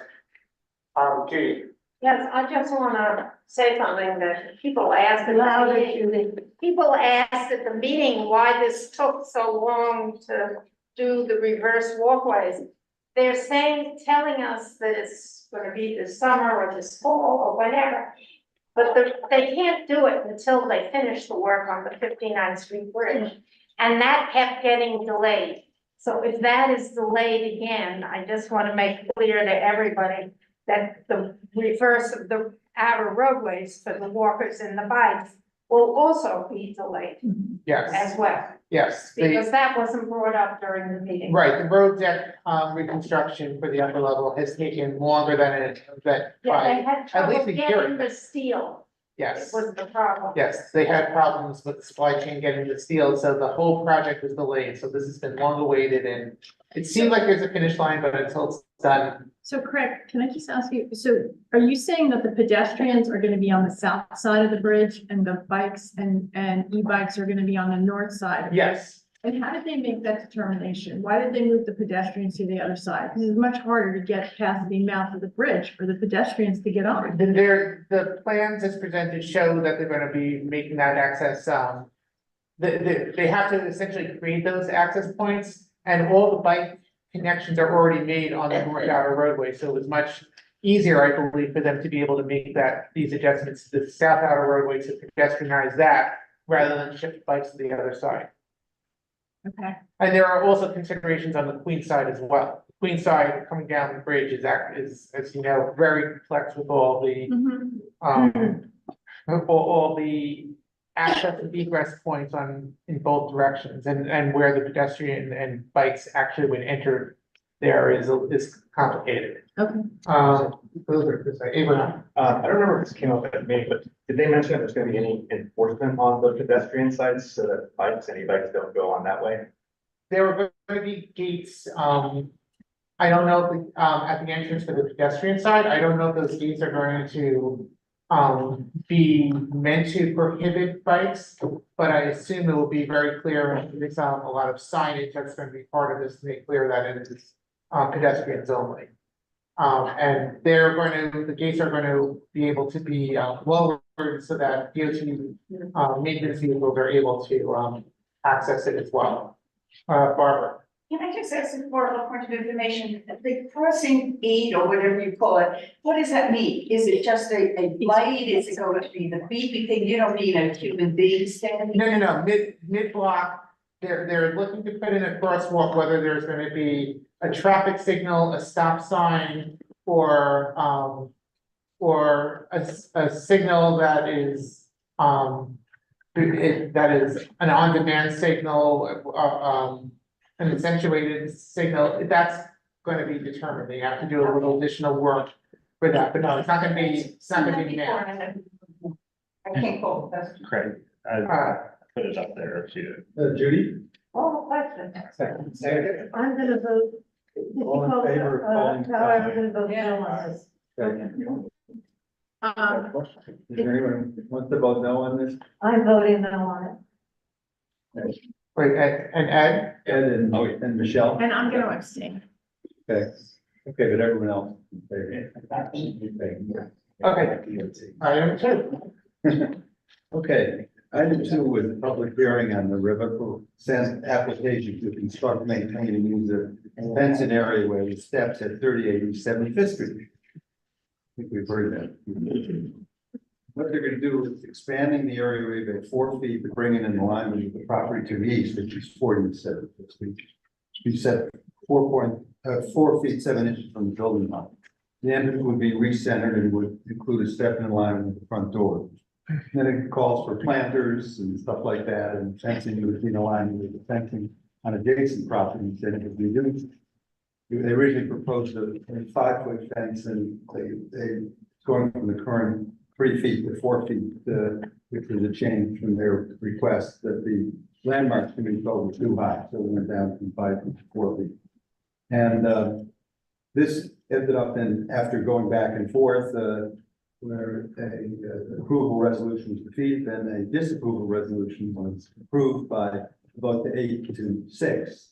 And there are people here I know who opposed it, and I'll call on Alita, obviously, first. Thank you, Todd. I am so opposed to this. The reason they're pushing out into the sidewalk is because the architect decided to bow the first floor of the building and push out the facade of the first floor of the building by 4 or 5 feet, leaving 6 feet for the pedestrians. So it's not as though they bought into a building and now for some reason they need to go onto the sidewalk. They chose to do this and to leave pedestrians 6 feet and 6 feet only, which is not what we're supposed to have, especially as David said, we're supposed to have 8 feet. It's just too narrow. That other buildings on this piece of paper, they had vision to hand out. It shows other buildings also encroaching on the sidewalk, which is exactly the reason that we shouldn't allow this building to encroach on the sidewalk. We should be saying fewer buildings encroach on the sidewalk, more sidewalk space for pedestrians, for children, for toddlers, for babies in strollers, for wheelchairs, for dogs, for walkers, for all of the other people who use the sidewalks, which is a public space, which belongs to all of us. Not one family whose architect chose to expand the first floor of the building at our expense. Thank you. Hey, Barbara, right? 100% agree with Alita. I think Alita knows. I am a walker. I do walk a lot. It is getting so hard to walk. And the final thing today is I had to sort of climb into a doorway because dog walkers with 20 dogs were walking by. There is not enough room for people to walk, or people with carriages or delivery guys, and to have a private person just saying we want for some reason to take our public space, so that makes it harder for people like me to walk, is just not fair. Anthony. Thank you, Chuck. I had a question and two comments. I don't have to make one of the comments because Farida much more eloquently did. But I do have a rhetorical question. Have any revocable consents ever been revoked? It's a question. I don't expect anyone here to know the answer. The answer would seem to be very few. Very few. I think that's the right answer, Anthony. Yeah. Okay. And the other part of this is not just the plan dimension from out from the property line into the public way. The issue also involves the fences. We are seeing more and more people building fences with gates, and the fences and gates in the public way show to me a hostility to the essence of living in the city, which is sharing part of the city. And so for people to take that, and even though it is not legally a taking, for people to take that space and block it off with gates and fences it's abhorrent. I think that they had said this is consistent with what other properties had done. Just because you do something bad doesn't mean. Just consistency with bad and bad again. Okay, Juno had her hand before. Yes. I completely agree, and I think that they shouldn't be allowed to expand into the street just because their neighbors have done it. Like, we can acknowledge that it's probably a mistake, whoever decided to let their neighbors expand into the street. But that street is already, it's not like homogeneous at all. And it wouldn't be it wouldn't hurt at all to have different fence sizes out from the streets. So I completely agree that this private property owner should not be taking public space because of it. Okay, yeah. I just want to thank Alita for highlighting that they are bowing the building out beyond where it currently is, because that information was not apparent in either of the resolutions or in the photos. And I think that says a lot about what it is they're trying to do. So I will also be opposed. Okay, okay. Call question. Any objection to calling the question? No. Okay. Okay, I think we need to call a roll. Yes, so it's a disapproval. Yes, yeah, it's a disapproval, yeah. So a yes is a no. So yes is It a is no. a disapproval. Yeah. Just for those on Zoom, a yes is a no. Correct. Anderson, Yes. Ashby, yes. Aaron, yes. Mayor Michaels. Yes. Birnbaum, Yes. Horace, Yes. Guerrero. Can I go back at the end? Sorry. She has to pass. Yeah, sorry. Joe Lassong. Yes. Chu. Yes. Cone. Yeah. Coleman. Yes. Cormac. Yes. Parker. Yes. Billy Scott, is that right? Yes. Hartzell. Yes. Hershenson. Yeah. Halpern. Yes. Hussein. Yes. Johnson. Yes. Strickler. Yes. Later. Yes. Mason. Yes. McClement. Yes. Meyerson. Yes. Mossman. Yes. Marshall. Yeah. Phillips. Yes. Pope Marshall. Yes. Yes. Hopper. Price. Yes. Rose. Yes. Rutter. Yes. Salcido. Yes. Sanchez. Yes. Sassy. Yeah. Schneider. No. Seligson. Yes. Squire. Yes. Tamayo. Yes. Wall. Yes. Warren. No. Weiner. Yes. All right, 39 yeses, tight. 2 noes. Oh, sorry, and I don't yes, that's right, sorry. No. Okay, so 39 yeses, 3 noes. Thank you. Thank you. Thanks very much. Next up, Streetlight Committee.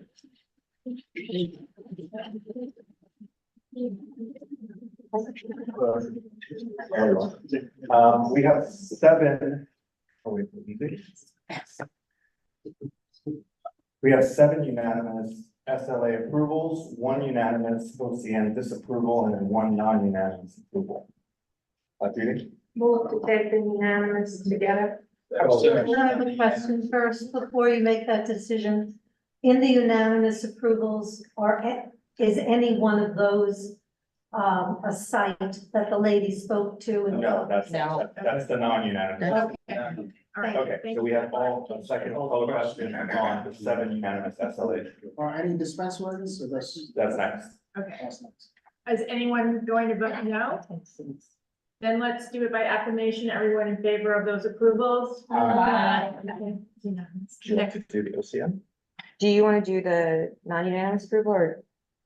No, okay. Rock, Okay, paper, scissors. yeah, you know, you're right. So, like we had last month, we had another applicant who didn't show up, didn't file any paperwork, but was still on the calendar. And so it was a unanimous disapproval for the Office of Cannabis Management piece of this. Ed? Call the question. Second. Okay, All in favor? all in favor of yes, all in favor of disapproving, is anybody? Yes. Voting I'm by sorry, what acclamation? number is that, Lindsay? This is, 4A, and this was, the applicants did not show up, did not file the paperwork. They did originally, Robert reached out to them 3 or 4 At times, least 4. and we have not heard from So them. for the second time, they didn't show. No. This is like, Different non-no-show. it's a different no-show. Oh. Someone didn't show up last time, Okay. a different person didn't show up this time, but it was the same story. I'm just like not responding. Okay. Sahar? I just want to ask that, is it possible that what if they come back, that we always have this on the record for those people that don't show up? And it's always Yeah, we'll mentioned. know that. Yeah, from our that'll end? be, I think that'll be no, yeah. Yeah. Yes, Call the question. Okay. I think we did, yeah, ready for this? Okay, is anybody gonna vote no? This is a unanimous disapproval, so a yes means no. Everyone's gonna vote yes. Aye. Okay, by acclamation then? Thanks, Craig. Thank you. Yeah. Okay, Okay, the last non-unanimous item, this is a SLA application. This is for a wine, beer, and cider license at 164 East 88th Street. This was approved on a 12-1, and this is the application that was spoken about at the, during the public session. That's 1C. One, yes, correct, and what 1C, was the vote again, Abraham? 12-1. And who- So, I guess for context, this is a wine, beer, cider application for a wine bar, on the mid block. Well, actually, I'll let Marco speak to, why he voted no, and then Jane, I'll go to you. Marco? Thank you. First of all, the liquor license authority, it covers not New York City, it covers the whole state. So therefore, every month have hundreds of applications. So they have to process quickly, otherwise the business start complaining the delay. So one day, the commissioner said, what we do is, everything that is approved, we approve. And if there is something that is disapproved, we check if the application is in compliance with the certificate of occupancy. In this case, if we approve, it's more likely the legal license is going to approve something that is in the mid block. It's RAB. Do not have letter of no objection. So how are we gonna approve something that is against of the zoning resolution? Let me tell you about a little bit the blood center. One of the major arguments in on the blood center was because we opposed, because it was on the mid-block, RAB. So therefore, if we stand up for the blood center that was wrong, and we should stand up also for this application that we say no to this application. I think that's pretty much. Thank you. Thank you, Marco. Jane, I think. I just wondered, what was the retail space used for prior to, I believe it was going to be a cleaner, dry cleaner previously. Dry cleaner. Thank you. Dry cleaner. Thank you. So along the same line of questioning, does the grandfathering of retail in this location, which was clearly there before RAB was implemented, cover use groups or allow use groups of bars, restaurants, other organizations, just other establishments that serve alcohol and that operate in the evenings? So the applicant, this was raised during the call and during the meeting, and the applicant indicated that they could believe that they would get the appropriate approvals from DOB to open. And part of the reason to approve that was that if they don't get the approval, then they would not be approved with the liquor license. Rather than us, requiring them to present the DOB approval. So if DOB doesn't approve them, then they wouldn't. So an approval here would effectively make DOB the decider? Well, as with any establishment, yes, if they're not authorized, legally authorized to use that space for an eating and drinking establishment, they would not then therefore be allowed to open and therefore not be allowed to have a liquor license. Okay, does anybody in our zoning history, can you tell us, do restaurants, bars, night business establishments have the same rights of usage in these grandfathered spaces? What's your question? Say it again. If there was one there before. I don't want to leave this to the DOB to make the decision for our community, for our community board. I want to understand whether the zoning does in fact allow this type of establishment. Yeah. In the location. Only if there was one there I think before. there's commercial on the ground floor. Allowed. No, but only if there was a restaurant bar there before. Not a restaurant. No. Just. That's my question. Is Does a restaurant bar fit the use groups that would have been grandfathered for this kind of space? It may not be that simple because you have to look at the certificate of occupancy. Well, there is no certificate of occupancy. There is no certificate. No, because it was built in 1910. If it's built before 1938, you don't need a certificate. So that's why the resolution says, or a letter of objection. That's all of the issue, how you talk about this. Right. Bradley. You want to go here? Yeah, and I want to raise another issue. There's also rear yard. And what the resolution says is that they can essentially, if they get a letter of no objection, they could use the rear yard, which I think would really add an insult to injury, right? If the letter of no objection included the use of the rear yard. Which I think, which may or may not, but I don't think we'll take the chance that they get a letter of no objection from the building department. Marco, Yes, do say. I'm sorry, Charles, but a letter of no objection, they never address issues of the means of egress or fire safety regulation. That is the use of the rear yard. And that is why always DOB, they want to see a CO, no letter of no objection in the use of the rear yard. Because if there is a fire inside of the building and they have only one means of egress, those people that are in the rear yard, it will be cornered and maybe die. And that is the point right here. For a couple of dollars to put in jeopardy those people in the rear yard to use, I think is wrong. I'm sorry to say that, Charlie. And again, that's why we put in the stipulations that they must provide either the CO or a letter of no objection from DOB for use of the rear yard shooting. Can I make a well, or an addition to that, to the resolution? You can propose a substitute. Yeah. Or a friendly amendment?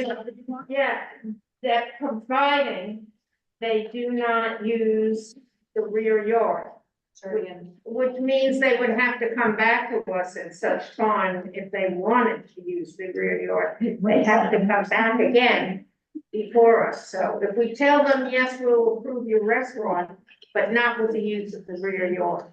My Okay. thought was with the Will and Valerie. Yeah. Can we make such an amendment without the presence of the applicant? Well, the applicant was invited to come tonight. Aren't they always invited to come to the full meeting? It's at the top of your agenda, or your minutes. We don't guarantee them, just because it was approved in committee, doesn't mean they're gonna get approved Yeah, I tonight. just have two comments on this. One was more of a point of information, whether or not current zoning allows for this use, which to me sounds like it's in a gray area based on what's been in that place for the last 100 years. And two, there's so much vacant commercial space existing in the community. I don't feel personally that the culture of the residential area is preserved by adding this. The bars and restaurants in the neighborhood that are on side streets, to the residents are a nuisance. There's signs that say, keep the noise down, people that smoke cigarettes and cigarette smoke goes right into people's bedrooms. I mean, you can just walk right here and you can walk 2 blocks and you'll see vacant space on the avenue. I don't think we need to change the residential block to add this when there's so much existing vacant space already. Thank you, Michelle. I'd like to put a substitute resolution on the floor for disapproval. Second. Second. Okay. What happened to mine? Did nobody second it? There was no. I'm sorry, Judy. Me too, Judy. Okay, anyone oppose the seconding or the? Oh, wait, I'm sorry, sorry. Yeah. No, I don't have a question, this is in favor of the application. So the reason I voted in favor of the application during the meeting is because, just to reiterate, it's currently in a commercial space. So that aspect of it is not changed. It's commercial now. The wine bar. It's only a wine bar. It's not a full liquor license. I think that's significant. The hours were something like 10 or 11. Until 11, until later, yeah. So it's not particularly late. They agreed to a stipulation to address the noise concerns, specifically to designate somebody to stand outside to monitor and make sure that there weren't going to be people congregating on the street, which was a big part of the concern. I think also addresses the potential issue about the cigarette smoke and all of that. So I think they've done everything they can to address the concerns, and I think what they propose to do will address the concerns. In terms of the rear yard, I think the stipulation that's already in there addresses that. So to me, it was reasonable. Okay, no problem. There's a substitute. Don't call the question.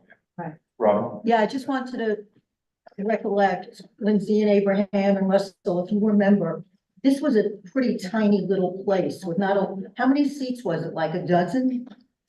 In that. I think it's like in a 12 to 18. Right, it's a skinny little, quiet, small little place, and that's why Yeah, but how many tables could you put in the rear yard? Yeah. Because you might wind up with more tables on the outside than in the inside. And that could.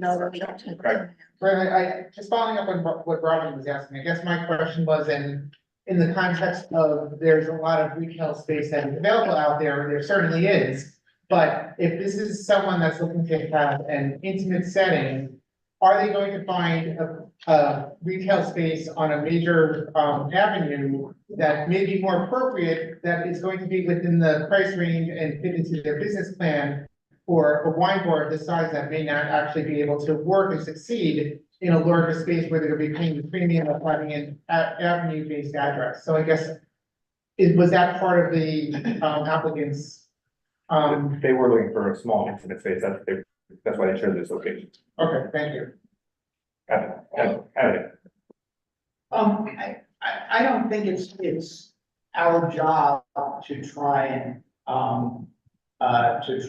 game out the economics of opening a wine bar mid-block on East 88th Street. I think that it is a bad idea to encourage mid-block retail, uses.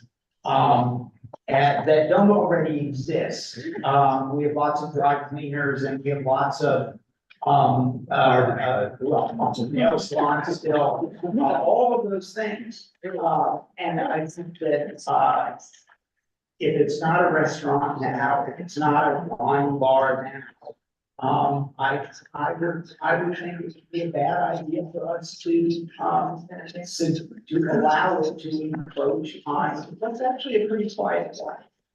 Okay, all in favor? On the substitute, this is the disapproval. Okay, Yes. is that what we're gonna? I should be called on this for the substitute for a disapproval.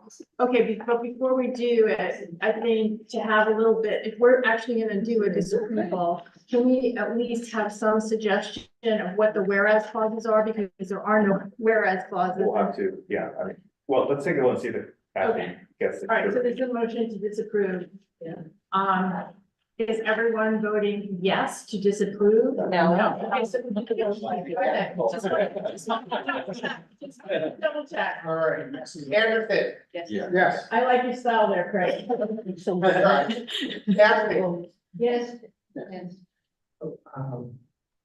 Sorry, I'm just, dealing with the spreadsheet. Baron. Just to clarify, it's This is, for disapproval? this Correct. is, Yes. Correct. Darren Michaels, No. Birnbaum, Yes. Boris, No. Ferrero, online. She is, yeah, she left. She's gone, okay. Camp, Yes. Charles Song, No. Chu, Pass. pass. All right, Combe, Yes. Coleman, Yes. Cormac, No. Barber, No. Freelands, Hartzell, Abstain. Hershenson, Yeah. Helper, Yes. Hussein, Yes. To disapprove. I'm just, yes. okay, Johnson, No. Crickler, No. later, no, Mason, Yes. okay, McLennan, Yeah. Meyerson, No. Mossman, online. Yes. Yes. Okay, thanks. Online. Oh, I just muted him on accident. John, you have to unmute again, sorry. Yep, got it. No. Hope Marshall, No, I'm sorry, I'm voting The disapproval. to support the no resolution, the disapproval. Okay, so she's a yes. So that's a yes. okay, Take it, sorry. Hopper, Yes. Price. Yes. Rose, Yes. Rudder, No. Salcido. No. Sanchez. He's a yes, right? Yes, okay. Saxon. Schneider, No. Seligson, No. Squire. No. Tamayo. Yes. Wall, No. Warren, Yeah. Weiner, Yes. and that was 22 yes. Wait. Oh, wait, there's one pass, I'm sorry. Two. Also, Abstain? Okay, abstain, so the motion carried, it looks like it was 22 yes, 16 no, 2 abstain. yeah, Russell is. Yeah, that, Okay. so I realized 17 each voted no, so that's 22 yes, 17 no, 2 abstain, so it's still. I just wanted, Sorry, well, it's a general question, it's not about this. I just wanted to make a point, and frankly, I don't remember if it's in the city of Yes or if it's in the open dining, because all this is swirling in my head. But it is going to be, just for your general information, it's going to be permitted for any food establishment, even if it's a little bodega, with no tables inside. With these new programs, tables and chairs on the streets are going to be permitted. That's open dining. It's the open dining, which, Sorry, I didn't mean to. but, yeah, but whichever one, that has passed into law. And so I'm putting that out there because I think we need to be more vigilant and careful about location because of food and drink establishments, because in the past, and there were other restrictions as to whether, and other requirements as to whether or not they could function on the street. That's no longer true. So I'm just imparting that to you, that as you think about locations, when things are presented, just bear that in mind, that everybody will be able to be on the street. Thank you, John. I think we're going. Designation of whereas. Very clauses then quickly, So where it's called, They have to get a DOT approval. They have to maintain a certain sidewalk width. So it's very restrictive. So nobody can just arbitrarily put tables and chairs out there. coming back to the application, the whereas for the disapproval will be, not only appropriate in context sense, but also the lack of the ability to show the CMO and whether it fits within that residential space. So that way they can check for themselves. And the rear yard. Okay, so we're set. Great. Ask a question. How was the wine bar able to receive permission to be there? Because they're not supposed to be there as of right.